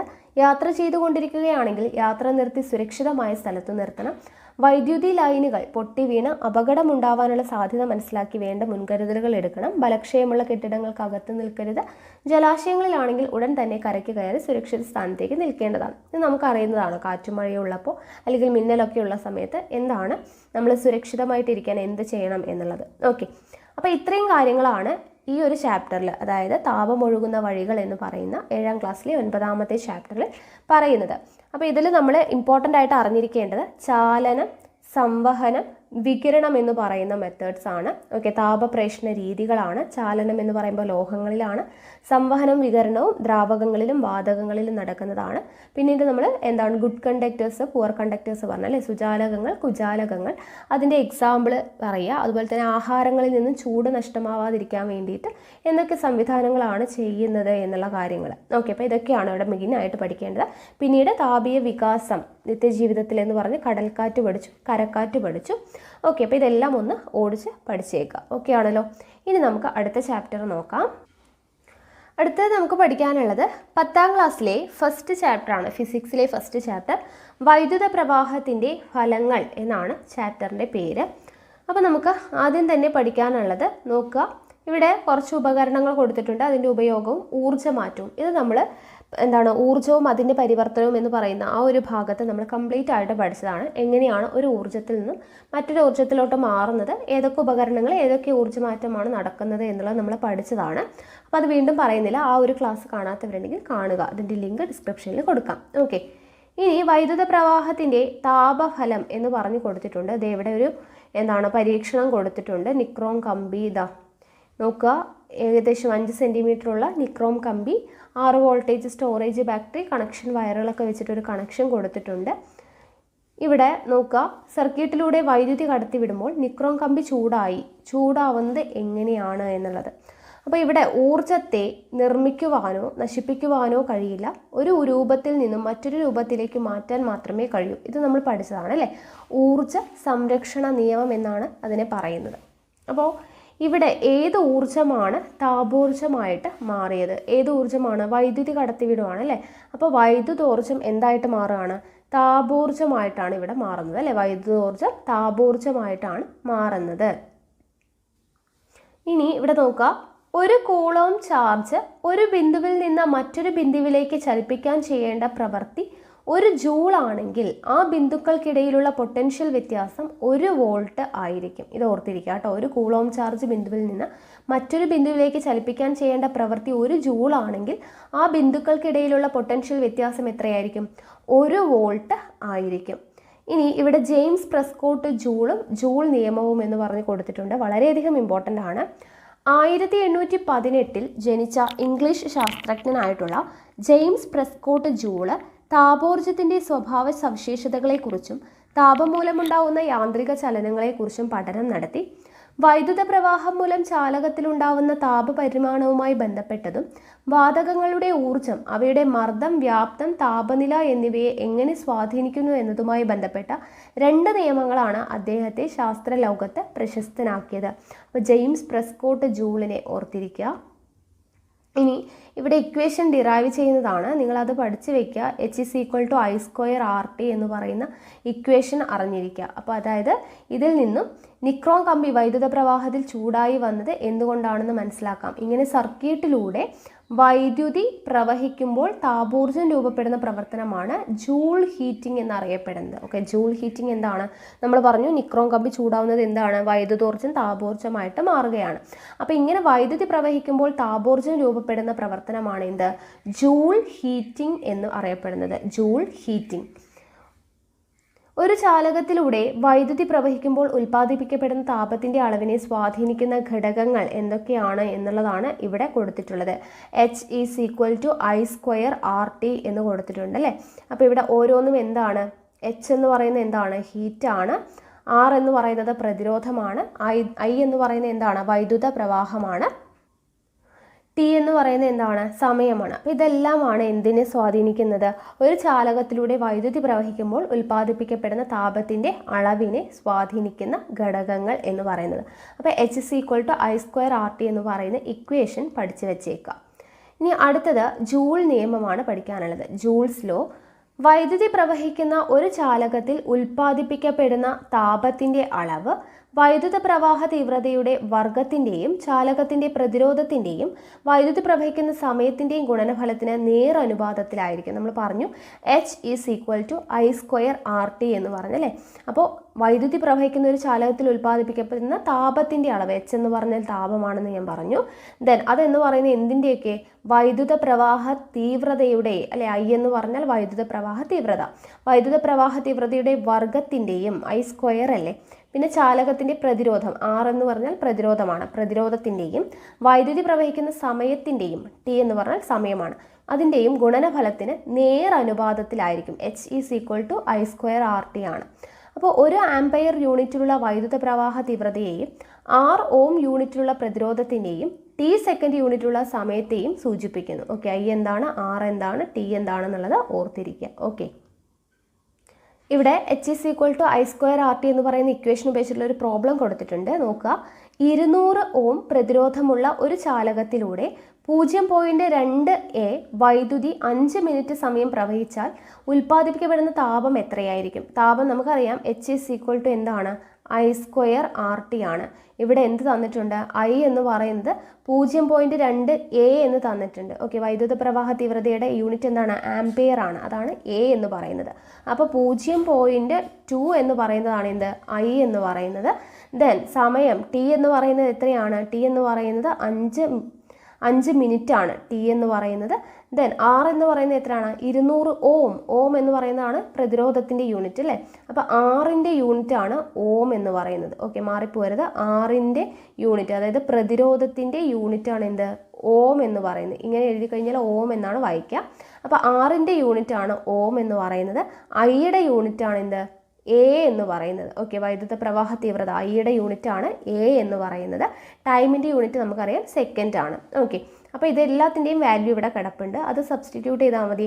I²RTയിൽ സബ്സ്റ്റിറ്റ്യൂട്ട് ചെയ്യുമ്പോൾ 0.2 whole square into 200 into 300. Okay, 300 എന്ന് എങ്ങനെയാണ് ആയത്? 5 മിനിറ്റ് ആണ് നമുക്ക് തന്നിരിക്കുന്നത്. നമുക്ക് എതിലെഴുതണം? സെക്കൻഡിലാണ് നമുക്ക് എഴുതേണ്ടത് അല്ലേ. അപ്പോൾ സെക്കൻഡിലോട്ട് മാറ്റുന്ന സമയത്ത് 5 × 60 ചെയ്യുമ്പോൾ നമുക്ക് 300 സെക്കൻഡ് എന്ന് കിട്ടും. അപ്പോൾ 0.2 ഹോൾ സ്ക്വയർ ഇൻറ്റു 200 ഇൻറ്റു 300 എന്ന് വരും. മൊത്തം 2400 ജൂൾ എന്നാണ് വരുന്നത്. അപ്പോൾ ഉൽപ്പാദിപ്പിക്കപ്പെടുന്ന താപം എന്ന് പറയുന്നത് എത്രയാണ്? 2400 ജൂളാണ്. ഓക്കെ, അപ്പോൾ ഇവിടെ നോക്കുക. ഒരു ചാലകത്തിലൂടെ വൈദ്യുതി പ്രവഹിക്കുമ്പോൾ ഉൽപ്പാദിപ്പിക്കപ്പെടുന്ന താപത്തിൻ്റെ അളവ് കണക്കാക്കുന്നതിന് H=I²RT എന്ന സമവാക്യത്തെ മറ്റു ചില രൂപങ്ങളിലും എഴുതി നോക്കാം. അപ്പോൾ H=I²RTനെ ഇവിടെ മാറ്റി എഴുതിയിട്ടുണ്ട്. എന്താണ് ഇവിടെ? I² എന്നുള്ളതിന് പകരം ഇവിടെ V/R, Iയുടെ പകരം എന്താണ്? V/R ഹോൾ സ്ക്വയർ എന്നാണ് എഴുതിയിട്ടുള്ളത് അല്ലേ. അപ്പോൾ Vയും എന്താണ് R-ഉം അറിയുമെങ്കിൽ കണ്ടുപിടിക്കേണ്ട ഇക്വേഷനാണ് തന്നിട്ടുള്ളത്. H=I²ന് പകരം V/R ഹോൾ സ്ക്വയർ RT എന്നുള്ളത്. അപ്പോൾ ഇവിടെ അതിനൊരു പ്രോബ്ലം തന്നിട്ടുണ്ട്. 230 വോൾട്ടിൽ പ്രവർത്തിക്കുന്ന ഒരു ബൾബിൻ്റെ പ്രതിരോധം 920 ഓം ആണെങ്കിൽ 3 മിനിറ്റിൽ ഉൽപ്പാദിപ്പിക്കുന്ന താപത്തിൻ്റെ അളവ് കണ്ടെത്താം. അപ്പോൾ നേരത്തെ പോലെ വി എന്ന് പറയുന്നത് നമുക്കറിയാം 230, ആർ എന്ന് പറയുന്നത് എത്രയാണ് 920 ഓം ആണ്. ടി എന്ന് പറയുന്നത് 3 മിനിറ്റ് ആണ് തന്നിട്ടുള്ളത്. സെക്കൻഡിലോട്ട് മാറുമ്പോൾ 3 × 60 ചെയ്യുമ്പോൾ അല്ലേ 180 സെക്കൻഡ് എന്ന് വരും. അപ്പോൾ നമ്മൾ ഇക്വേഷനിൽ സബ്സ്റ്റിറ്റ്യൂട്ട് ചെയ്യുമ്പോൾ എന്ത് വരും, v²r ആണ് വരുന്നത്. അപ്പോൾ അതെ ഇക്വേഷനിൽ സബ്സ്റ്റിറ്റ്യൂട്ട് ചെയ്തു 230² × 3 × 60 / 920 ചെയ്യുന്ന സമയത്ത് ഇതേ നമുക്ക് ആൻസർ കിട്ടി. ഓക്കെ ആണല്ലോ. അപ്പോൾ ഇങ്ങനെയാണ് ഈ ഒരു ഇക്വേഷൻ ലഭിക്കുന്നത്. അപ്പോൾ H VIT എന്ന സമവാക്യം ഉപയോഗിച്ച് ഇതേ പ്രശ്നം ചെയ്യാം എന്നാണ് പറയുന്നത്. ഓക്കെ, അപ്പോൾ H I²RT, H V/R² equation എല്ലാം പഠിച്ചു വെക്കുക കേട്ടോ. ഇനി നമ്മളിപ്പോൾ ചെയ്തില്ലേ അതേപോലെ ഇക്വേഷൻ ഉപയോഗിച്ചിട്ട് ചെയ്യേണ്ട 2 പ്രവർത്തനമാണ് കൊടുത്തിട്ടുള്ളത്. അത് അതിൽ തന്നെ സോൾവ് ചെയ്തിട്ടിട്ടുണ്ട്. അത് നിങ്ങളൊന്ന് ജസ്റ്റ് നോക്കുക കേട്ടോ. ഇനി അടുത്തത് പ്രതിരോധകങ്ങളുടെ ക്രമീകരണം സർക്യൂട്ടുകളിൽ. ഇവിടെ 2 രീതിയിലാണ് പ്രതിരോധകങ്ങൾ ക്രമീകരിച്ചിരിക്കുന്നത്. ഇവിടെ നോക്കൂ, ഒന്ന് സമാന്തരമായിട്ട് അല്ലേ, ഇവിടെ ഒന്ന് ഇവിടെ ഒന്ന്. ഇപ്പം ഇങ്ങനെ സമാന്തരമായിട്ട് ഘടിപ്പിച്ചിട്ടുണ്ട്. ഇവിടെയാണെങ്കിൽ ശ്രേണിയിലാണ് ഘടിപ്പിച്ചിരിക്കുന്നത് അല്ലേ, ഇവിടെ ഒന്ന് ഇവിടെ ഒന്ന്, ഇങ്ങനെ ശ്രേണി രീതിയിലാണ് ഘടിപ്പിച്ചിരിക്കുന്നത്. അപ്പോൾ 2 തരത്തിലാണ് ഇവിടെ പ്രതിരോധകങ്ങളുടെ ആദ്യത്തേത് നമ്മൾ പഠിക്കുന്നത് ശ്രേണി രീതിയാണ്. ശ്രേണി രീതി അഥവാ സീരീസ് കണക്ഷൻ. അപ്പോൾ ഇവിടെ സർക്യൂട്ടിൽ പ്രതിരോധകങ്ങളെ ഒന്നിനോടൊന്ന് തുടർച്ചയായി ബന്ധിപ്പിച്ച് സർക്യൂട്ട് ഒറ്റ പാതയിലൂടെ പൂർത്തിയാക്കുന്നതിനെയാണ് എന്തെന്ന് പറയുന്നത്, ശ്രേണി രീതി എന്ന് പറയുന്നത്. ഈ ശ്രേണി രീതിയിൽ പ്രതിരോധകങ്ങളെ ബന്ധിപ്പിക്കുമ്പോൾ സഫല പ്രതിരോധം കൂടുകയാണ് ചെയ്യുന്നത്. ഓക്കെ, ശ്രേണി രീതി എന്ന് പറഞ്ഞാൽ എങ്ങനെയാണെന്ന് മനസ്സിലായല്ലോ. അത് ഇങ്ങനെ കണ്ടോ, ഒന്നിനോട് അടുപ്പിച്ച് ഇങ്ങനെ പോകുന്നതാണ്. അതിനെയാണ് എന്തെന്ന് പറയുന്നത്, ശ്രേണി രീതി എന്ന് പറയുന്നത്. ശ്രേണി രീതിയിൽ പ്രതിരോധങ്ങളെ ബന്ധിപ്പിക്കുമ്പോൾ സഫല പ്രതിരോധം എന്താണ് ചെയ്യുന്നത്, കൂടുകയാണ് ചെയ്യുന്നത്. ഓക്കെ, പ്രതിരോധങ്ങളെ ബന്ധിപ്പിക്കുന്ന സമയത്ത് സഫല പ്രതിരോധം കൂടും. അപ്പോൾ പ്രതിരോധകങ്ങളെ ശ്രേണി രീതിയിൽ ബന്ധിപ്പിക്കുമ്പോൾ സർക്യൂട്ടിലെ പൊട്ടൻഷ്യൽ വ്യത്യാസം പ്രതിരോധകങ്ങൾക്കിടയിൽ എന്ത് ചെയ്യുന്നു, വിഭജിക്കപ്പെടുന്നു. അതായത് ഒന്നാമത്തെ പ്രതിരോധത്തിലുണ്ടായിട്ടുള്ള വോൾട്ടേജ് പ്ലസ് രണ്ടാമത്തേതിലുണ്ടായിട്ടുള്ള വോൾട്ടേജ്, അപ്പോൾ V1 + V2 അങ്ങനെ വന്നു പോകും. ഓക്കെ, അപ്പോൾ കറണ്ട് എല്ലാ പ്രതിരോധങ്ങളും എങ്ങനെയായിരിക്കും, ഒരുപോലെ ആയിരിക്കും. അപ്പോൾ I എന്ന് പറയുന്നത് ഒരുപോലെ ആയിരിക്കും. വോൾട്ടേജ് എന്ന് പറയുന്നത് V, പൊട്ടൻഷ്യൽ വ്യത്യാസം എന്ന് പറയുന്നത് എന്താണ്, ഡിഫറെൻ്റ് ആയിരിക്കും. അപ്പോൾ നോക്കുക, സഫല പ്രതിരോധം കണ്ടുപിടിക്കാനുള്ള ഇക്വേഷൻ എങ്ങനെയാണ് വരുന്നത് എന്നുള്ളതാണ്. ഓം നിയമം അനുസരിച്ച് V എന്താണ്, I × R ആണ്. ഇവിടെ R എന്ന് പറയുന്നത് എന്താണ്, സർക്യൂട്ടിലെ സഫല പ്രതിരോധമാണ്. അപ്പോൾ അതുകൊണ്ട് തന്നെ IR IR1 + IR2. എന്തുകൊണ്ടാണ്, കറണ്ട് എന്ന് പറയുന്നത്, വൈദ്യുതി എന്ന് പറയുന്നത് എല്ലായിടത്തും ഒരുപോലെയാണ് അല്ലേ, വൈദ്യുത പ്രവാഹ തീവ്രത എന്ന് പറയുന്നത് എല്ലായിടത്തും ഒരുപോലെയാണ്. ഓമിലാണ്, അതായത് പ്രതിരോധത്തിലാണ്, ആറിലാണ് ഡിഫറൻസ് വരുന്നത് അല്ലേ, ആറിലാണ് വ്യത്യാസം വരുന്നത്. അപ്പോൾ 2 ഇപ്പോൾ ഇങ്ങനെ ഉണ്ടെങ്കിൽ, ഇപ്പോൾ ഇതൊരു ആറാണ്, ഇതൊരു പ്രതിരോധമാണ് അല്ലേ, 2 പ്രതിരോധം ഉണ്ടെങ്കിൽ രണ്ടും കൂടെ ആഡ് ചെയ്യണം. വൈദ്യുതി പ്രവാഹ തീവ്രതയിൽ വ്യത്യാസമൊന്നുമില്ല, I തന്നെയാണ്. അപ്പോൾ IR IR1 + IR2 എന്നാണ് വരിക. അപ്പോൾ നമ്മളവിടെ R1 + R2 അങ്ങനെ എന്താണ്, Iനെ പുറത്തോട്ട് എടുത്തിട്ട് R1 + R2 എന്ന് എഴുതുമ്പോൾ R R1 + R2. അതായത് ശ്രേണി രീതിയിൽ പ്രതിരോധകങ്ങൾ ബന്ധിപ്പിക്കുമ്പോൾ സഫല പ്രതിരോധം പ്രതിരോധകങ്ങളുടെ ആകെ തുകയായിരിക്കും. പ്രതിരോധകങ്ങളുടെ മൂല്യങ്ങൾ തുല്യമാണെങ്കിൽ മൂല്യത്തെ എണ്ണം കൊണ്ട് ഗുണിച്ചാൽ സഫല പ്രതിരോധം ലഭിക്കും. അപ്പോൾ പ്രതിരോധകങ്ങളുടെ ആകെ തുകയായിരിക്കും എന്തിൽ, ശ്രേണി രീതിയിൽ പ്രതിരോധകങ്ങൾ ബന്ധിപ്പിക്കുമ്പോൾ സഫല പ്രതിരോധം എന്ന് പറയുന്നത്. ഓക്കെ, അപ്പോൾ സഫല പ്രതിരോധം കാണാനുള്ള ഇക്വേഷൻ എന്താണ്, R1 + R2. അതായത് എത്ര പ്രതിരോധം ഉണ്ടോ അതെല്ലാം കൂടെ കൂട്ടുന്നതായിരിക്കും ശ്രേണി രീതിയിൽ വരുന്നത്. അപ്പോൾ സഫല പ്രതിരോധം എന്താണ്, കൂടുതലാണ് വരിക.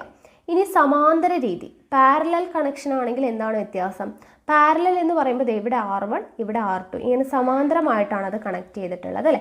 അപ്പോൾ സമാന്തരമായിട്ട് ഘടിപ്പിക്കുമ്പോൾ കറണ്ട് ഓരോ ശാഖ വഴിയും വിഭജിച്ച് സർക്യൂട്ട് പൂർത്തിയാക്കുകയാണ് ചെയ്യുക. അപ്പോൾ സർക്യൂട്ടിലെ ആകെ കറണ്ട് ശാഖാ സർക്യൂട്ടുകളിലെ കറണ്ടുകളുടെ തുകയ്ക്ക് തുല്യമായിരിക്കും. അപ്പോൾ ഇവിടെ വ്യത്യാസം വരുന്നത് എന്തിലാണ്, I, കറണ്ടിലും ഇവിടെ വ്യത്യാസം വരുന്നുണ്ട്. അപ്പോൾ I എന്ന് പറയുന്നത് I1 + I2 ആയിട്ട് എടുക്കണം. അങ്ങനെയാണെങ്കിൽ R ആണ് സഫല പ്രതിരോധമെങ്കിൽ ഓം നിയമം അനുസരിച്ച് എന്താണ്, V/R V/ R1 plus V by R2 ആണ്. ഓക്കെ, എന്തുകൊണ്ടാണ്? I എന്ന് പറയുന്നത് ഡിഫറെൻ്റ് ആണ്. I എന്ന് പറയുന്നതാണ് V ബൈ R എന്ന് പറയുന്നത്. അപ്പോൾ V by R1 plus V by R2 എന്നാണ് വരിക. അതായത് V കോമൺ ആയിട്ട് നമ്മൾ എടുത്തു കഴിഞ്ഞാൽ 1 by R1 plus 1 by R2 എന്നാണ് വരുന്നത്. So R is equal to എന്ത് വരും? R1 R2 divided by R1 plus R2. ശ്രേണി രീതിയിലാണെങ്കിൽ എങ്ങനെയാണ്? R1 പ്ലസ് R2 എന്ന് മാത്രമേ ഉള്ളൂ സഫല പ്രതിരോധം കാണാനുള്ള ഇക്വേഷൻ. സമാന്തര രീതിയിലാവുമ്പോൾ എന്താണ് equation? R1 R2 divided by R1 plus R2 എന്നാണ് വരിക. ഓക്കെ, അപ്പോൾ സഫല പ്രതിരോധത്തിൻ്റെ ഇക്വേഷൻ എന്താണ്? R ഇസ് ഈക്വൽ ടു 6 പ്രതിരോധമുള്ള N പ്രതിരോധകങ്ങളെ സമാന്തര രീതിയിൽ ഘടിപ്പിച്ചാൽ, ഇപ്പോൾ എണ്ണം എന്ന് പറയുന്നത് ഇപ്പോൾ 8 എണ്ണം ഉണ്ട്, 6 പ്രതിരോധം ഉള്ളതാണെന്ന് കൊടുത്തിട്ടുണ്ട്. ഇപ്പോൾ ഒരു 2 ഓം എന്ന് കൊടുത്തിട്ടുണ്ടെങ്കിൽ, ഓക്കെ, ഇപ്പോൾ R എന്ന് പറയുന്നത് 2 ആണെന്ന് കൊടുത്തിട്ടുണ്ട്, N എന്ന് പറയുന്നത് 8 ആണെങ്കിൽ എത്രയാണ് സഫല പ്രതിരോധം? R ഇസ് ഈക്വൽ ടു എത്രയാണ്? 2 ബൈ അങ്ങനെ വരും. ഓക്കെ, അപ്പോൾ R ബൈ N എന്ന് പറയുന്നതാണ് ഇക്വേഷനായിട്ട് വരുന്നത്. ഓക്കെ ആണല്ലോ. അപ്പോൾ N എന്ന് പറയുന്നത് പ്രതിരോധകങ്ങളുടെ എണ്ണമാണ്, ഇവിടെ R എന്ന് പറയുന്നത് പ്രതിരോധകത്തിൻ്റെ മൂല്യമാണ്. ഓക്കെ, സ്മോൾ r എന്ന് പറയുന്നത് പ്രതിരോധകത്തിൻ്റെ മൂല്യമാണ്. അപ്പോൾ ഈ ഇക്വേഷൻ പഠിച്ചു വെക്കുക കേട്ടോ. ഏത് equation? R is equal to R1 R2 divided by R1 plus R2. സമാന്തര രീതിയിൽ, ശ്രേണി രീതിയിലാണെങ്കിൽ എന്താണ്? R1 പ്ലസ് R2 ആണ്. ഇനി ഇവിടെ പ്രതിരോധകങ്ങളുടെ ശ്രേണി രീതിയിലും പ്രതിരോധകങ്ങൾ സമാന്തര രീതിയിലും തമ്മിലുള്ള വ്യത്യാസം ഇവിടെ കോളം ആയിട്ട് കൊടുത്തിട്ടുണ്ട്, നമുക്ക് ഫില്ല് ചെയ്യാനുള്ളതാണ്. അപ്പോൾ നമുക്ക് നോക്കാം. ആദ്യത്തേത് ശ്രേണി രീതിയിൽ സഫല പ്രതിരോധം കൂടുന്നു അല്ലേ? നമ്മൾ പറഞ്ഞു R1 പ്ലസ് R2 ആണ്, അതുകൊണ്ട് സഫല പ്രതിരോധം കൂടും. പക്ഷേ സമാന്തര രീതിയിലാണെങ്കിലോ R1 R2 divided by R1 plus R2 ആണ്. അപ്പോൾ സമാന്തര രീതിയിലാണെങ്കിൽ സഫല പ്രതിരോധം എന്ത് ചെയ്യുകയാണ് ചെയ്യുക? കുറയുകയാണ് ചെയ്യുന്നത്. ഓക്കെ, സഫല പ്രതിരോധം എന്ത് ചെയ്യുന്നു? കുറയുകയാണ് ചെയ്യുന്നത്. അത് ഓർത്തിരിക്കുക. ഇനി അടുത്ത കോളം നോക്കുക. സമാന്തര രീതിയിൽ എന്താണ് കൊടുത്തിട്ടുള്ളത്? ഓരോ പ്രതിരോധത്തിലൂടെയും ഒഴുകുന്ന കറണ്ട് വ്യത്യാസം, ഇവിടെ I ആണ് വ്യത്യാസമായിട്ട് വരുന്നത്. ഇത് പ്രതിരോധകത്തിൻ്റെ മൂല്യത്തിനനുസരിച്ച് വിഭജിക്കപ്പെടുന്നു. പക്ഷേ ഇവിടെ എന്താണ്? ഇവിടെ പ്രതിരോധമാണ് വ്യത്യാസമായിട്ട് വരുന്നത് അല്ലേ? അപ്പോൾ ഇവിടെ R-ലാണ് ചേഞ്ച് വരുന്നത്. ഇനി അടുത്തത് ശ്രേണി രീതിയിൽ കൊടുത്തിട്ടുള്ളത്, ഓരോ പ്രതിരോധകത്തിനും ലഭിക്കുന്ന പൊട്ടൻഷ്യൽ വ്യത്യാസം ഒരുപോലെ ആയിരിക്കില്ല. ഇത് പ്രതിരോധകത്തിൻ്റെ മൂല്യത്തിനനുസരിച്ച് വിഭജിക്കപ്പെടുന്നു. ഇവിടെ പൊട്ടൻഷ്യൽ വ്യത്യാസം ഒരുപോലെ ആയിരിക്കില്ല, പക്ഷേ ഇവിടെ എന്താണ്? പൊട്ടൻഷ്യൽ വ്യത്യാസം ഒരുപോലെയാണ് അല്ലേ? ഇനി ഇവിടെ നോക്കുക, ഓരോ പ്രതിരോധകത്തെയും ഓരോ സ്വിച്ച് ഉപയോഗിച്ച് നിയന്ത്രിക്കാൻ കഴിയും അല്ലേ? സമാന്തര രീതിയിലാകുമ്പോൾ ഓരോതിനെയും ഓരോ സ്വിച്ച് ഉപയോഗിച്ച് നിയന്ത്രിക്കാൻ കഴിയും. ശ്രേണിയിലാണെങ്കിലോ ഒരൊറ്റ സ്വിച്ചേ ഉണ്ടാവുള്ളൂ. ഓക്കെ, ഓരോന്നിനും സെപ്പറേറ്റ് ആയിട്ട് ഉണ്ടാവില്ല, ഒരു സ്വിച്ച് മാത്രമേ ഉണ്ടാവുള്ളൂ. അതുകൊണ്ട് ഓരോ പ്രതിരോധത്തെയും നിയന്ത്രിക്കാനായിട്ട് പറ്റില്ല. ഒരൊറ്റ സ്വിച്ച് ഓഫായി കഴിഞ്ഞാൽ മൊത്തമായിട്ട് എന്താണ്? കട്ടായി പോകും, എല്ലാ വൈദ്യുത ഇതും കട്ടായി പോകും അല്ലേ? അപ്പോൾ ശ്രേണി രീതിയിൽ നമ്മൾ വീട്ടാവശ്യങ്ങൾക്കൊന്നും നമ്മൾ ശ്രേണി രീതിയിൽ ഉപയോഗിക്കാറില്ല. ഓരോ പ്രതിരോധത്തിനും ഓരോ സ്വിച്ചല്ലേ നമ്മൾ ഉപയോഗിക്കുന്നത്. അപ്പോൾ സമാന്തര രീതിയിലാണ് നമ്മൾ വീട്ടാവശ്യത്തിനൊക്കെ കണക്ഷൻ വരിക. ഓക്കെ, അപ്പോൾ ഈ ഒരു ടേബിൾ മനസ്സിലാക്കി വെക്കുക. അടുത്തത് വൈദ്യുത താപഫലം, അതിൻ്റെ ഉപയോഗങ്ങൾ. ഓക്കെ, വൈദ്യുത താപഫലം, അതിൻ്റെ ഉപയോഗങ്ങൾ. വൈദ്യുത പ്രവാഹത്തിൻ്റെ താപഫലം പ്രയോജനപ്പെടുത്തുന്ന ഉപകരണങ്ങളെയാണ് വൈദ്യുത താപന ഉപകരണങ്ങൾ എന്ന് പറയുന്നത്. വൈദ്യുത പ്രവാഹത്തിൻ്റെ താപഫലം പ്രയോജനപ്പെടുത്തുന്ന ഉപകരണങ്ങളാണ് വൈദ്യുത താപന ഉപകരണങ്ങൾ. ഇവയിൽ എന്താണ് സംഭവിക്കുന്നത്? വൈദ്യുതോർജ്ജം താപോർജ്ജമായിട്ട് മാറുകയാണ് ചെയ്യുന്നത്. ഓക്കെ, വൈദ്യുതോർജ്ജം താപോർജ്ജമായിട്ട് മാറുകയാണ് ചെയ്യുന്നത്. അപ്പോൾ ചിത്രത്തിലുള്ളത് വൈദ്യുത താപന ഉപകരണങ്ങളാണ് കൊടുത്തിട്ടുള്ളത്. ഇനി ഇവിടെ നോക്കുക, ഹീറ്റിംഗ് കോയിലുകൾ നിർമ്മിച്ചിരിക്കുന്നത് നിക്രോം ഉപയോഗിച്ചിട്ടാണ്. ഓക്കെ, ഇത് ചോദിക്കാവുന്നതാണ്. ഹീറ്റിംഗ് കോയിലുകൾ നിർമ്മിച്ചിരിക്കുന്നത് എന്തുകൊണ്ടാണ്? നിക്രോം ഉപയോഗിച്ചിട്ടാണ്. നിക്കൽ, ക്രോമിയം, ഇരുമ്പ് എന്നീ ലോഹങ്ങളുടെ സങ്കരമാണ് നിക്രോം. നിക്രോം എന്ന് പറയുന്നത് നിക്കൽ, ക്രോമിയം, ഇരുമ്പ് എന്നീ ലോഹങ്ങളുടെ സങ്കരമാണ് എന്നുള്ളത് ഓർത്തിരിക്കുക. അപ്പോൾ നിക്രോമിൻ്റെ എന്ത് സവിശേഷതകൾ അല്ലെങ്കിൽ മേന്മകൾ കൊണ്ടാണ് ഇത് ഹീറ്റിംഗ് കോയിലുകൾ നിർമ്മിക്കാൻ വേണ്ടി പ്രയോജനപ്പെടുത്തിയിരിക്കുന്നത് എന്ന് നോക്കിയാൽ, ഉയർന്ന റെസിസ്റ്റിവിറ്റി, ഉയർന്ന ദ്രവണാങ്കം, ചുവന്ന ചുട്ടുപഴുത്ത അവസ്ഥയിൽ ഓക്സീകരിക്കപ്പെടാതെ ദീർഘനേരം നിൽക്കുവാനുള്ള കഴിവ്. ഓക്കെ, ഉയർന്ന റെസിസ്റ്റിവിറ്റി, ഉയർന്ന ദ്രവണാങ്കം, ചുവന്ന ചുട്ടുപഴുത്ത അവസ്ഥയിലും ഓക്സീകരിക്കപ്പെടാതെ ദീർഘനേരം നിലനിൽക്കുവാനുള്ള കഴിവ്, ഇതെല്ലാമാണ് നിക്രോം ഉപയോഗിച്ച് ഹീറ്റിംഗ് കോയിലുകൾ നിർമ്മിക്കുവാനായിട്ട് കാരണമെന്ന് പറയുന്നത്. ഇനി ഹീറ്റിംഗ് കോയിൽ ഇല്ലാതെയും നോക്കുക, ഹീറ്റിംഗ് കോയിൽ ഇല്ലാതെയും താപം ഉൽപ്പാദിപ്പിക്കുന്ന ഉപകരണങ്ങളാണ് മൈക്രോവേവ് ഓവനും ഇൻഡക്ഷൻ കുക്കറും.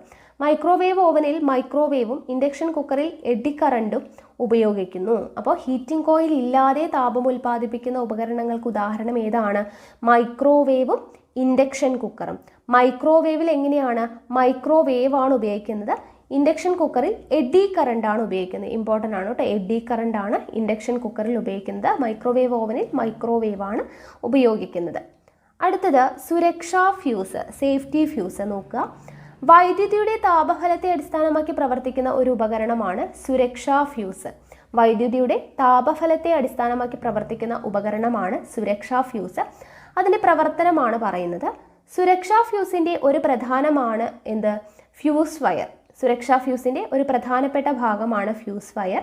ടിന്നും ലെഡും ചേർന്ന ലോഹസങ്കരമാണ് ഫ്യൂസ് വയർ എന്ന് പറയുന്നത്. അപ്പോൾ സുരക്ഷാ ഫ്യൂസിൻ്റെ പ്രധാനപ്പെട്ട ഭാഗമായിട്ടുള്ള ഫ്യൂസ് വയർ നിർമ്മിച്ചിരിക്കുന്നത് എന്തുകൊണ്ടാണ്? ടിന്നും ലെഡും ചേർന്ന ലോഹസങ്കരമാണ്. ലോഹസങ്കരങ്ങളാണ് ഫ്യൂസ് വയർ ഉണ്ടാക്കാൻ ഉപയോഗിക്കുന്നത്. ഫ്യൂസ് വയറിന് താരതമ്യേന താഴ്ന്ന ദ്രവണാങ്കമാണുള്ളത്.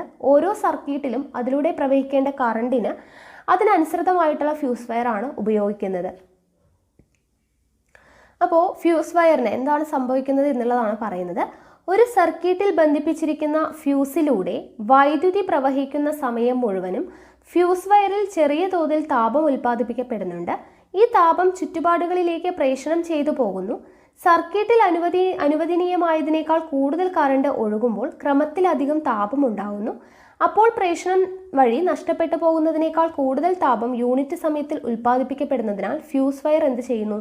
ഉരുകുന്നു.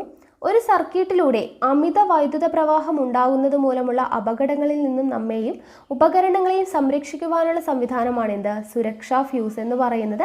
എല്ലാ സർക്യൂട്ടുകളിലൂടെയും ഒരേ അളവിലുള്ള വൈദ്യുതിയാണോ പ്രവഹിക്കുന്നത്? അല്ല. ഉപകരണങ്ങൾക്കനുസരിച്ച് വൈദ്യുത പ്രവാഹ തീവ്രതയുടെ അളവിലും വ്യത്യാസം ഉണ്ടാകുന്നുണ്ട്. അതിനാൽ അനുയോജ്യമായിട്ടുള്ള ആംപയറേജിലുള്ള ഫ്യൂസ് വയർ വേണം നമ്മൾ തിരഞ്ഞെടുക്കാനായിട്ട്. ഇനി വീടുകളിലെ ഫ്യൂസ് വയർ സർക്യൂട്ടിൽ ഘടിപ്പിക്കുമ്പോൾ ശ്രദ്ധിക്കേണ്ട കാര്യങ്ങളാണ് പറയുന്നത്. എന്തൊക്കെയാണ്? ഫ്യൂസ് വയറിൻ്റെ അഗ്രങ്ങൾ യഥാസ്ഥാനങ്ങളിൽ ദൃഢമായി ബന്ധിപ്പിക്കണം. ഫ്യൂസ് വയർ കാരിയർ ബേസിൽ നിന്ന് പുറത്തേക്ക് തള്ളി നിൽക്കരുത്. ഓക്കെ, ഫ്യൂസ് വയറിൻ്റെ അഗ്രങ്ങൾ യഥാസ്ഥാനങ്ങളിൽ ദൃഢമായി ബന്ധിപ്പിക്കണം. ഫ്യൂസ് വയർ കാരിയർ ബേസിൽ നിന്ന് പുറത്തേക്ക് തള്ളി നിൽക്കരുത് എന്നാണ് പറയുന്നത്. ഇനി ഇവിടെ നോക്കുക, ഷോർട്ട് സർക്യൂട്ടും ഓവർലോഡിങ്ങും. ഷോർട്ട് സർക്യൂട്ടും ഓവർലോഡിങ്ങും എന്താണെന്ന് നോക്കാം. ബാറ്ററിയിലെ പോസിറ്റീവ് ടെർമിനലും നെഗറ്റീവ് ടെർമിനലും തമ്മിലോ മെയിൻസിലെ രണ്ട് വയറുകൾ തമ്മിലോ പ്രതിരോധമില്ലാത്ത സമ്പർക്കത്തിൽ വരുന്നതിനാലാണ് ഷോർട്ട് സർക്യൂട്ട് എന്ന് പറയുന്നത്. അപ്പോൾ എന്താണ് ഷോർട്ട് സർക്യൂട്ട്? ബാറ്ററിയിലെ പോസിറ്റീവ് ടെർമിനലും നെഗറ്റീവ് ടെർമിനലും തമ്മിലോ അല്ലെങ്കിൽ മെയിൻസിലെ രണ്ട് വയറുകൾ തമ്മിലോ പ്രതിരോധമില്ലാതെ സമ്പർക്കത്തിൽ വരുന്നത് കൊണ്ടാണ്. ഓക്കെ, പ്രതിരോധമില്ലാതെ സമ്പർക്കത്തിൽ വരുമ്പോഴാണ് ഷോർട്ട് സർക്യൂട്ട് എന്ന് പറയുന്നത്. ഒരു സർക്യൂട്ടിൽ താങ്ങാവുന്നതിലധികം പവറുള്ള ഉപകരണങ്ങൾ പ്രവർത്തിപ്പിക്കുമ്പോഴാണ് ഇതിനെയാണ് ഓവർലോഡിങ് എന്ന് പറയുന്നത്. ഓക്കെ, അപ്പോൾ ഓവർലോഡിങ് കൊണ്ടാണ് എന്ത് വരുന്നത്? ഷോർട്ട് സർക്യൂട്ട് വരുന്നത്. അടുത്തത് ഗേജ്. എന്താണ് ഗേജ്? ഗേജ് എന്നത് ചാലക കമ്പിയുടെ വ്യാസത്തിൻ്റെ വ്യുൽക്രമമാണ്. ഗേജ് എന്ന് വെച്ചാൽ എന്താണ്? ചാലക കമ്പിയുടെ വ്യാസത്തിൻ്റെ വ്യുൽക്രമമാണ്. അതിനാൽ ഗേജ് കൂടുന്നതിനനുസരിച്ച് ചാലകത്തിൻ്റെ കനം കുറയുകയും ആംപയറേജ് കൂടുകയും ചെയ്യുന്നു. ഓക്കെ, കനം കുറയുകയും ചാലകത്തിൻ്റെ കനം കുറയും. എന്ത് കൂടുന്നതിനനുസരിച്ചിട്ട്? ഗേജ് കൂടുന്നതിനനുസരിച്ച്. ഗേജ് കൂടുന്നതിനനുസരിച്ച് ചാലകത്തിൻ്റെ കനം കുറയുന്നു, ആംപയറേജ് കുറയുകയും ചെയ്യുന്നു. അപ്പോൾ എന്താണ് ഈ ആംപയറേജ് എന്ന് പറയുന്നത്? ഒരു ഉപകരണത്തിൻ്റെ പവറും അതിൽ നിൽക്കുന്ന അല്ലെങ്കിൽ അതിൽ നൽകുന്ന വോൾട്ടേജും തമ്മിലുള്ള അനുപാതമാണ് ആ ഉപകരണത്തിൻ്റെ ആംപയറേജ് എന്ന് പറയുന്നത്. ഓക്കെ, ഒരു ഉപകരണത്തിൻ്റെ പവറും അതിൽ നിൽക്കുന്ന വോൾട്ടേജും തമ്മിലുള്ള അനുപാതമാണ് എന്തെന്ന് പറയുന്നത്? ആംപയറേജ് എന്ന് പറയുന്നത്. ഓക്കെ, ഇനി അടുത്തത് വൈദ്യുത പവർ. എന്താണ് വൈദ്യുത പവർ എന്ന് പറയുന്നത്? യൂണിറ്റ് സമയത്തിൽ ഒരു വൈദ്യുതോപകരണം വിനിയോഗിക്കുന്ന വൈദ്യുതോർജ്ജമാണ് വൈദ്യുത പവർ. ഓക്കെ, യൂണിറ്റ് സമയത്തിൽ ഒരു വൈദ്യുതോപകരണം വിനിയോഗിക്കുന്ന വൈദ്യുതോർജ്ജമാണ് വൈദ്യുത പവർ എന്ന് പറയുന്നത്. പവർ കണക്കാക്കാനുള്ള ഇക്വേഷൻ നമുക്കറിയാം. പ്രവൃത്തി ബൈ സമയമാണ് പവർ. P = W/T ആണ്. ഓക്കെ, പവറിൻ്റെ യൂണിറ്റ് നമ്മൾ പഠിച്ചിട്ടുണ്ട്. എന്താണ്? വാട്ടാണ് അല്ലേ? പവറിൻ്റെ യൂണിറ്റ് വാട്ടാണ്. ഇത് ഇവിടെ കൊടുത്തിട്ടുണ്ട്. വൈദ്യുത പവറിൻ്റെ യൂണിറ്റ് വാട്ടാണ് എന്നുള്ളത്. അപ്പോൾ ഇവിടെ ഇക്വേഷൻ തന്നിട്ട് കുറച്ച് പ്രോബ്ലംസ് ഒക്കെ സോൾവ് ചെയ്തിട്ടിട്ടുണ്ട്. നിങ്ങൾ ജസ്റ്റ് ഒന്ന് നോക്കുക കേട്ടോ. ഇനി അടുത്തത്, ഇപ്പോൾ ഇത്രയും നേരം നമ്മൾ പറഞ്ഞത് വൈദ്യുത പ്രവാഹത്തിൻ്റെ താപഫലത്തെക്കുറിച്ചാണ്. ഇനി അടുത്തത് പറയുന്നത് വൈദ്യുത പ്രവാഹത്തിൻ്റെ പ്രകാശഫലമാണ്. ഓക്കെ, അപ്പോൾ ഇവിടെ നോക്കുക, ഒരു ചിത്രം തന്നിട്ടുണ്ട് അല്ലേ, ഗ്ലാസ് കവചം, ചെമ്പുകമ്പി, ടങ്സ്റ്റൺ ഫിലമെൻറ്റ് എന്ന് പറഞ്ഞിട്ട് ഒരു ബൾബിൻ്റെ അല്ലെ ഫിലമെൻറ്റ് ലാബിൻ്റെ ചിത്രം കൊടുത്തിട്ടുണ്ട്. അപ്പോൾ ഇവിടെ നോക്കുക, ഇൻകാൻഡസെൻ്റ് ലാമ്പുകൾ. സാധാരണ വോൾട്ടേജിൽ ഫിലമെൻറ്റ് ലാമ്പുകളിലെ ഫിലമെൻറ്റ് ചുട്ടുപഴുത്ത് പ്രകാശം തരുന്നു. അതിനാൽ ഇത്തരം ബൾബുകളെയാണ് ഇൻകാൻഡസെൻ്റ്, അതായത് താപത്താൽ തിളങ്ങുന്നത് എന്ന് പറയുന്നത്. ഓക്കെ, സാധാരണ വോൾട്ടേജിൽ ഫിലമെൻറ്റ് ലാമ്പുകളിൽ ഫിലമെൻറ്റ് ചുട്ടുപഴുത്ത് എന്ത് നൽകുന്നു? പ്രകാശം തരുന്നു. അതുകൊണ്ടാണ് ഇതിനെ ഇൻകാൻഡസെൻ്റ്, താപത്താൽ തിളങ്ങുന്നത്, ഇൻകാൻഡസെൻ്റ് ലാമ്പുകൾ എന്ന് പറയുന്നത്. ഇതിൽ ടങ്സ്റ്റൺ ലോഹം കൊണ്ട് നിർമ്മിച്ച ഫിലമെൻ്റ് ആണ് ഉപയോഗിക്കുന്നത്. ഫിലമെൻ്റ് ഉപയോഗിക്കാനായിട്ട് അല്ലെങ്കിൽ നിർമ്മിക്കാനായിട്ട് ഉപയോഗിക്കുന്നത് എന്താണ്? ടങ്സ്റ്റൺ ആണ്. ടങ്സ്റ്റണിന് ചുട്ടുപഴുത്ത് ഏറെ നേരം ധവള പ്രകാശം നൽകാനായിട്ട് കഴിയും. ഫിലമെൻറ്റിൻ്റെ ഓക്സീകരണം തടയാനായിട്ട് ബൾബിനകവശം വായശൂന്യമാക്കുന്നു. ബാഷ്പീകരണം പരമാവധി കുറയ്ക്കാൻ ബൾബിൽ കുറഞ്ഞ മർദ്ദത്തിൽ അലസവാതകം നിറയ്ക്കുന്നു. ബാഷ്പീകരണം കുറയ്ക്കാൻ വേണ്ടി എന്താണ് ചെയ്യുന്നത്? അലസവാതകം നിറയ്ക്കുന്നു. എന്നാൽ ഇപ്പോൾ സാധാരണയായിട്ട് നൈട്രജൻ വാതകമാണ് ഉപയോഗിക്കുന്നത്, നൈട്രജൻ. അപ്പോൾ ഇൻകാൻഡസെൻ്റ് ലൈറ്റുകളിൽ, ഇൻകാൻഡസെൻ്റ് ലാമ്പുകളിൽ എന്ത് കുറയ്ക്കാനായിട്ട്? ബാഷ്പീകരണം കുറയ്ക്കാനായിട്ട് നിറയ്ക്കുന്നത് എന്താണ്? നൈട്രജൻ വാതകമാണ്. ഇൻകാൻഡസെൻ്റ് ലാമ്പുകളിൽ ബാഷ്പീകരണം കുറയ്ക്കാനായിട്ട് ഉപയോഗിക്കുന്നത് നൈട്രജൻ വാതകമാണ് എന്നുള്ളത് ഓർത്തിരിക്കുക. ഫിലമെൻ്റ് നിർമ്മിച്ചിരിക്കുന്നത് എന്തുകൊണ്ടാണ്? ടങ്സ്റ്റൺ കൊണ്ടാണ്. അതും കൂടെ ഓർത്തിരിക്കുക. എന്തുകൊണ്ടാണ് ഈ നൈട്രജൻ ബാഷ്പീകരണം കുറയ്ക്കാൻ വേണ്ടിയിട്ട് നൈട്രജൻ ആണ് ഉപയോഗിക്കുന്നതെന്ന് പറഞ്ഞു. എന്തുകൊണ്ടാണ് നൈട്രജൻ ഉപയോഗിക്കുന്നത്? സാധാരണ താപനിലയിലും മർദ്ദത്തിലും നൈട്രജൻ ഒരു അലസവാതകത്തെ പോലെ തന്നെയാണ് പെരുമാറുന്നത്. താപനിലയിലുള്ള നേരിയ വർധനവ് നൈട്രജന്റെ വികാസത്തെ സ്വാധീനിക്കുന്നില്ല. നൈട്രജൻ പ്രകൃതിയിൽ സുലഭമായി ലഭിക്കുന്നതും ബൾബുകളിൽ ഉപയോഗിക്കാൻ കാരണമാണ്. ബൾബിനുള്ളിൽ വായുവിൻ്റെ അഭാവത്തിൽ ഈ വാതകം പൂർണ്ണമായിട്ടും അലസമായി വർത്തിക്കുന്നു. അപ്പോൾ അലസവാതകം ഉപയോഗിക്കുന്നതിന് പകരം നൈട്രജൻ ഉപയോഗിക്കാൻ കാരണം എന്താണ്? സാധാരണ താപനിലയിലും മർദ്ദത്തിലും ഒക്കെ നൈട്രജൻ എന്താണ്? ഒരു അലസവാതകത്തെ പോലെ തന്നെയാണ് പെരുമാറുന്നത്. പിന്നെ സുലഭമായിട്ട് പ്രകൃതിയിൽ ലഭിക്കുന്നതുമാണ്. ഓക്കെ, ഇനി അതാണ് നൈട്രജൻ ബാഷ്പീകരണം കുറയ്ക്കാനായിട്ട് ഉപയോഗിക്കുന്നതിനുള്ള കാരണം. ഇനി നമ്മൾ പറഞ്ഞു ഫിലമെൻ്റ് ഉണ്ടാക്കാൻ വേണ്ടി ടങ്സ്റ്റൺ ആണ് ഉപയോഗിക്കുന്നത്. എന്തുകൊണ്ടാണ്? ഉയർന്ന റെസിസ്റ്റിവിറ്റി, ഉയർന്ന ദ്രവണാങ്കം, നേർത്ത കമ്പികളാക്കാനായിട്ട് കഴിയുന്നു. അതുപോലെ ചുട്ടുപഴുത്ത് ധവള പ്രകാശം പുറത്തുവിടുവാനുള്ള കഴിവ്. ഇതെല്ലാം കാരണം കൊണ്ടാണ് ടങ്സ്റ്റൺ യൂസ് ചെയ്തിട്ട് ഫിലമെൻ്റ് ഉണ്ടാക്കുന്നത്. ഓക്കെ, അപ്പോൾ ഫിലമെൻ്റ് ഉണ്ടാക്കാനായിട്ട് ടങ്സ്റ്റൺ ഉപയോഗിക്കുന്നതിന് കാരണം എന്തൊക്കെയാണ്? സവിശേഷതകൾ എന്തൊക്കെയാണ്? ഉയർന്ന റെസിസ്റ്റിവിറ്റി, ഉയർന്ന ദ്രവണാങ്കം, നേർത്ത കമ്പികളാക്കാൻ കഴിയുന്നു, ചുട്ടുപഴുത്ത് ധവള പ്രകാശം പുറത്തുവിടാനുള്ള കഴിവ്. ഈ നേർത്ത കമ്പികളാക്കാൻ കഴിയുന്നു എന്നുള്ളതിനെയാണ് ഹൈ ഡക്റ്റിലിറ്റി എന്ന് പറയുന്നത്. Okay, high ductility. ഇനി ഇൻകാൻഡസെൻ്റ് ലാമ്പുകളിൽ നൽകുന്ന വൈദ്യുതോർജ്ജത്തിൻ്റെ ഭൂരിഭാഗവും താപരൂപത്തിൽ നഷ്ടപ്പെടുന്നു. ഇതുമൂലം ഇവയുടെ ക്ഷമത കുറവാണ്. ഇൻകാൻഡസെൻ്റ് ലാമ്പുകൾക്ക് ക്ഷമത കുറവാണ്. എന്തുകൊണ്ടാണ്? ഇതിൽ വൈദ്യുതോർജ്ജത്തിൻ്റെ ഭൂരിഭാഗവും എങ്ങനെ നഷ്ടപ്പെടുന്നുണ്ട്? താപരൂപത്തിൽ നഷ്ടപ്പെടുന്നുണ്ട്. ഇനി വൈദ്യുതി ഉപയോഗിച്ച് പ്രകാശിപ്പിക്കുന്ന മറ്റുള്ള ലാമ്പുകൾ, ഇപ്പം ഇൻകാൻഡസെൻ്റ് ലാമ്പിനെ കുറിച്ച് നമ്മൾ കൂടുതൽ പറഞ്ഞു. ഡിസ്ചാർജ് ലാമ്പുണ്ട്, ഫ്ലൂറസെൻ്റ് ലാമ്പുണ്ട് അല്ലേ. അപ്പോൾ ഇവിടെ നോക്കുക, ഡിസ്ചാർജ് ലാമ്പുകൾ ഏതൊക്കെയാണ്? സോഡിയം വേപ്പർ ലാമ്പ്, ആർക്ക് ലാമ്പ്, ഫ്ലൂറസെൻ്റ് ലാമ്പ്, CFL, ഇങ്ങനെയുള്ള ലാബുകളൊക്കെ ഉണ്ട് അല്ലേ, ഡിസ്ചാർജ് ലാമ്പ്. അപ്പോൾ എന്താണ് ഡിസ്ചാർജ് ലാമ്പ് എന്ന് പറയുന്നത്? ഒരു ഗ്ലാസ് ട്യൂബിനുള്ളിൽ ഇലക്ട്രോഡുകൾ അടക്കം ചെയ്തതാണ് ഡിസ്ചാർജ് ലാമ്പുകൾ. ഒരു ഗ്ലാസ് ട്യൂബിനുള്ളിൽ ഇലക്ട്രോഡുകൾ അടക്കം ചെയ്തതാണ് ഡിസ്ചാർജ് ലാമ്പുകൾ. ഇവ പ്രകാശം പുറന്തള്ളുന്നത് അതിനുള്ളിൽ നിറച്ചിരിക്കുന്ന വാതകത്തിൽ നടക്കുന്ന വൈദ്യുത ഡിസ്ചാർജ് വഴിയാണ്. ഓക്കെ, ഇവ ഡിസ്ചാർജ് ലാമ്പുകൾ പ്രകാശം പുറന്തള്ളുന്നത് എങ്ങനെയാണ്? അതിനുള്ളിൽ നിറച്ചിരിക്കുന്ന വാതകത്തിൽ നടക്കുന്ന വൈദ്യുത ഡിസ്ചാർജ് വഴിയാണ്. ഉയർന്ന പൊട്ടൻഷ്യൽ വ്യത്യാസം നൽകുമ്പോൾ വാതക തന്മാത്രകൾ ഉയർന്ന ഊർജ്ജനില കൈവരിക്കുകയും ഇത്തരം തന്മാത്രകൾ സാധാരണ ഊർജ്ജനിലയിലെത്തി സ്ഥിരത കൈവരിക്കുമ്പോൾ വികിരണം ഊർജം പുറന്തള്ളുകയും ചെയ്യുന്നു. അപ്പോൾ ഇവിടെ അറിഞ്ഞിരിക്കേണ്ടത് എന്താണ്? ഉയർന്ന പൊട്ടൻഷ്യൽ വ്യത്യാസം, ഓക്കെ, വോൾട്ടേജ്, ഉയർന്ന പൊട്ടൻഷ്യൽ വ്യത്യാസം V എന്ന് പറയുന്നത് നമ്മൾ നൽകുന്ന സമയത്ത് വാതക തന്മാത്രകൾ ഉയർന്ന ഊർജ്ജനില കൈവരിക്കും. ഓക്കെ, വാതക തന്മാത്രകൾ എന്ത് ചെയ്യും? പൊട്ടൻഷ്യൽ വ്യത്യാസം കൂടുമ്പോൾ ഉയർന്ന ഊർജ്ജനില കൈവരിക്കും. ഈ തന്മാത്രകൾ സാധാരണ ഊർജ്ജനിലയിലെത്തി സ്ഥിരത കൈവരിക്കുന്ന സമയത്ത് വികിരണം എന്ത് ചെയ്യുന്നു?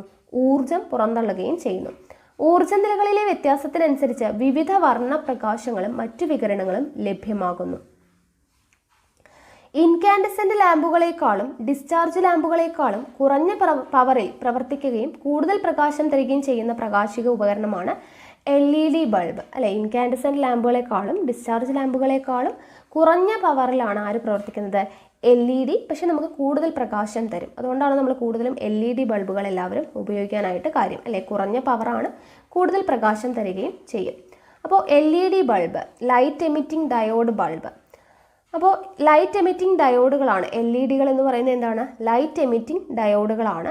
ഫിലമെൻ്റ് ഇല്ലാത്തതിനാൽ താപരൂപത്തിലുള്ള ഊർജ്ജനഷ്ടം ഉണ്ടാകുന്നില്ല. ഫിലമെൻ്റ് ഒന്നുമില്ല LED-യിൽ, ഫിലമെൻ്റ് ഇല്ലാത്തതുകൊണ്ട് തന്നെ താപരൂപത്തിലുള്ള ഊർജ്ജനഷ്ടം ഉണ്ടാവുന്നില്ല.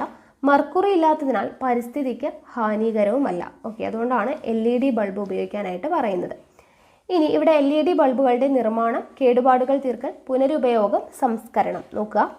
ഊർജ്ജക്ഷമത കൂടിയതും പരിസ്ഥിതി മലിനീകരണം കുറഞ്ഞതും ആയിട്ടുള്ള ബൾബുകൾക്കുള്ള അന്വേഷണമാണ് LED ബൾബുകളുടെ കണ്ടെത്തലിന് സഹായിച്ചത്. മറ്റുള്ളവയേക്കാൾ മേന്മയുള്ളവയാണ് LED ബൾബുകൾ. കുറഞ്ഞ വൈദ്യുത ഉപയോഗം, ക്ഷമത കൂടുതൽ ആയുസ് തുടങ്ങിയവ ഇവയുടെ മേന്മകളാണ്. ഇവയുടെ ഉപയോഗം വർദ്ധിപ്പിക്കുവാനായിട്ട് ചെലവ് കുറഞ്ഞ തരം LED ബൾബ് നിർമ്മാണം പ്രോത്സാഹിപ്പിക്കപ്പെടണം. അതോടൊപ്പം പരിസ്ഥിതിക്കുണ്ടാവുന്ന ദോഷം കുറയ്ക്കാനായിട്ട് പുനരുപയോഗത്തിന് സഹായകമായ രീതിയിൽ ലഘുവായ കേടുപാട് തീർക്കലും ഉപയോഗശൂന്യമായവയുടെ ശാസ്ത്രീയമായ സംസ്കരണവും എങ്ങനെയാണെന്ന് അറിഞ്ഞിരിക്കുകയും വേണം. അപ്പോൾ ഇവിടെ നോക്കുക, LED ബൾബിൻ്റെ LED ബൾബുകളെ കുറിച്ച് മനസ്സിലാക്കാൻ വേണ്ടിയിട്ട് പ്രവർത്തനങ്ങൾ കൊടുത്തിട്ടുണ്ട്. LED ബൾബിൻ്റെ ഓരോ ഭാഗവും അതിൻ്റെ ഉപയോഗമാണ് കൊടുത്തിട്ടുള്ളത്. ആദ്യത്തേത് base unit E22. Base unit E22. Base unit എന്ന് പറയുന്നതിൻ്റെ ഉപയോഗം എന്താണ്? ബൾബിനെ ഹോൾഡറുമായി ബന്ധിപ്പിക്കുന്ന ലോഹഭാഗമാണ് ബേസ് യൂണിറ്റ്. ബൾബിനെ ഹോൾഡറുമായി ബന്ധിപ്പിക്കുന്ന ലോഹഭാഗം. അടുത്തത് ഹീറ്റ് സിങ്ക്. ഹീറ്റ് സിങ്ക് എന്ന് പറയുന്നത് എന്താണ്? അതുപോലെ തന്നെ ബേസ് പ്ലേറ്റ്. ഹീറ്റ് സിങ്ക് എന്ന് പറയുമ്പോൾ ബൾബിൻ്റെ ബേസ് യൂണിറ്റിനോട് ചേർന്ന് നിൽക്കുന്ന താപം ആഗിരണം ചെയ്യാനുള്ള സംവിധാനം. ഓക്കെ, ബൾബിൻ്റെ ബേസ് യൂണിറ്റിനോട് ചേർന്ന് നിൽക്കുന്ന താപം ആഗിരണം ചെയ്യാനുള്ള സംവിധാനമാണ് ഹീറ്റ് സിങ്ക്. ബേസ് പ്ലേറ്റ് എന്ന് പറഞ്ഞു കഴിഞ്ഞാൽ ഹോൾഡറിൽ ഉറപ്പിക്കുന്ന ലോഹ പ്ലേറ്റ് ആണ്. ഹോൾഡറിൽ ഉറപ്പിക്കുന്ന ലോഹ പ്ലേറ്റ് ആണ് ബേസ് പ്ലേറ്റ്. അടുത്തത് ബാക്ക് കണ്ടക്ടർ സ്ക്രൂകൾ. ഓക്കെ, ഇത് ഇവിടെ ചിത്രം കാണുന്നുണ്ടല്ലോ അല്ലേ. ബാക്ക് കണ്ടക്ടർ സ്ക്രൂകൾ എന്തിനാണ് ഉപയോഗിക്കുന്നത്? LED ഡ്രൈവറിൽ നിന്നുള്ള വയറുകളെ ബേസ് യൂണിറ്റിൽ ഉറപ്പിക്കുന്നതിനുള്ള സ്ക്രൂകളാണ്. LED ഡ്രൈവറിൽ നിന്നുള്ള വയറുകളെ ബേസ് യൂണിറ്റിൽ ഉറപ്പിക്കുന്നു. അടുത്ത ഭാഗമാണ് power supply board. Power supply board എന്തിനാണ് ഉപയോഗിക്കുന്നത്? AC വൈദ്യുതിയെ DC ആക്കുന്നു. ഓക്കെ, ഓൾട്ടർനേറ്റ് കറണ്ടിനെ ഡയറക്റ്റ് കറണ്ട് ആക്കാനായിട്ട് ആവശ്യമായിട്ടുള്ള ഔട്ട്പുട്ട് വോൾട്ടേജ് നൽകുകയാണ് ഇതിൻ്റെ ധർമ്മം. ഓക്കെ, പവർ സപ്ലൈ ബോർഡിൻ്റെ ധർമ്മം എന്താണ്? AC ഓൾട്ടർനേറ്റ് കറണ്ടിനെ DC ഡയറക്റ്റ് കറണ്ട് ആക്കാനായിട്ട് ആവശ്യമായിട്ടുള്ള ഔട്ട്പുട്ട് വോൾട്ടേജ് നൽകുക എന്നുള്ളതാണ് എന്തിൻ്റെ ഉപയോഗം? പവർ സപ്ലൈ ബോർഡിൻ്റെ ഉപയോഗം. അടുത്ത ഭാഗമാണ് പ്രിന്റഡ് സർക്യൂട്ട് ബോർഡ്. ഓക്കെ, അല്ലെങ്കിൽ LED ചിപ്പ് ബോർഡ് എന്ന് പറയുന്നത്. Printed circuit board. LEDകൾ ഉറപ്പിച്ചിരിക്കുന്നത് ഈ ബോർഡിലാണ്. ഇതിൽ പ്ലസ് മൈനസ് ധ്രുവങ്ങൾ അടയാളപ്പെടുത്തിയിരിക്കും. ഓക്കെ, പ്ലസും മൈനസും ധ്രുവങ്ങൾ അടയാളപ്പെടുത്തിയിട്ടുള്ളതാണ് printed circuit board. Then diffuser cup. അടുത്തത് എന്താണ്? ഡിഫ്യൂസർ കപ്പാണ്. ഇത് ബൾബിൽ നിന്ന് പ്രകാശം പുറത്തു വരുന്ന ഭാഗമാണ് ഡിഫ്യൂസർ കപ്പ്. അപ്പോൾ LED ബൾബിൻ്റെ ഓരോ മെയിൻ പാർട്ടും അതിൻ്റെ ഫങ്ഷനും നമ്മൾ പഠിച്ചിരിക്കണം. ഓക്കെ, ഇനി ഒരു LED ബൾബ് സർക്യൂട്ട് പൂർത്തിയാക്കിയിട്ടുള്ള ചിത്രമാണ് ഇവിടെ കൊടുത്തിട്ടുള്ളത്. LED ബൾബ് നിർമ്മിക്കാൻ ആവശ്യമായിട്ടുള്ള അനുബന്ധ സാമഗ്രികൾ ഇത് നിർമ്മിക്കാനായിട്ടുള്ളത് എന്തൊക്കെയാണ്? Insulation tape, player, heat sink compound, wire stripper, soldering iron, soldering bags, ഇത്രയും കാര്യങ്ങളാണ് വേണ്ടത്. അപ്പോൾ ഇതെങ്ങനെയാണ് LED നിർമ്മിക്കുന്നത് എന്ന് കൊടുത്തിട്ടുണ്ട്. അതും കൂടെ നമുക്ക് നോക്കാം. ബേസ് യൂണിറ്റ് ഹീറ്റ് സിങ്കിൽ പഞ്ച് ചെയ്ത് ഉറപ്പിക്കുക. പവർ സപ്ലൈ ബോർഡിലെ ഇൻപുട്ട് ഔട്ട്പുട്ട് വയറുകൾ പുറത്ത് കാണുന്ന രീതിയിൽ ബോർഡിൽ പൊടിയും ഈർപ്പവും വരാതിരിക്കാൻ ഇൻസുലേഷൻ ടേപ്പ് ചുറ്റുക. പവർ സപ്ലൈ ബോർഡിലെ ഇൻപുട്ട് ഭാഗത്ത് കാണുന്ന വയറുകൾ ഹീറ്റ് സിങ്ക്, ടെർമിനൽ ദ്വാരം എന്നിവയിലൂടെ കടത്തി ബാക്ക് കണ്ടക്ടറിൽ ഉറപ്പിക്കുക. ഔട്ട്പുട്ടിലെ ചുവപ്പ് നിറത്തിലുള്ള വയർ പ്രിന്റഡ് സർക്യൂട്ട് ബോർഡിൻ്റെ പോസിറ്റീവ് എന്ന് അടയാളപ്പെടുത്തിയിട്ടുള്ള ഭാഗത്തും കറുത്ത വയർ നെഗറ്റീവ് എന്ന് അടയാളപ്പെടുത്തിയ ഭാഗത്തും ഉറപ്പിക്കുക. LED പ്രിന്റഡ് സർക്യൂട്ട് ബോർഡിന് പിന്നിൽ ഹീറ്റ് സിങ്ക് കോമ്പൗണ്ട് പുരട്ടിയ ശേഷം ബേസ് പ്ലേറ്റിൽ ഉറപ്പിക്കുക. ഹീറ്റ് സിങ്ക് ഡിഫ്യൂസർ ഉപയോഗിച്ച് അമർത്തി അടയ്ക്കുക. അപ്പോൾ ഇങ്ങനെ തയ്യാറാക്കിയിട്ടുള്ള LED ബൾബ് ഹോൾഡറിൽ ബന്ധിപ്പിച്ച് പ്രകാശിക്കുന്നുണ്ട് എന്നുള്ളത് ഉറപ്പുവരുത്തുക.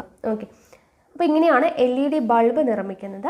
LED ബൾബുകളുടെ തകരാറുകൾ പരിഹരിക്കൽ എങ്ങനെയാണ് എന്നുള്ളതാണ് അടുത്തത് കൊടുത്തിട്ടുള്ളത്. നോക്കുക, ഒരു LED ബൾബ് അനേകം ലൈറ്റ് എമിറ്റിംഗ് ഡയോഡുകളുടെ ഒരു ശ്രേണീബന്ധനമാണ്. നമ്മൾ നേരത്തെ പറഞ്ഞു, ശ്രേണീബന്ധനത്തിൽ എവിടെയെങ്കിലും ബന്ധം നഷ്ടപ്പെടുകയോ ഏതെങ്കിലും ഡയോഡ് പ്രവർത്തനരഹിതമാവുകയോ ചെയ്താൽ ബൾബ് എന്ത് ചെയ്യും?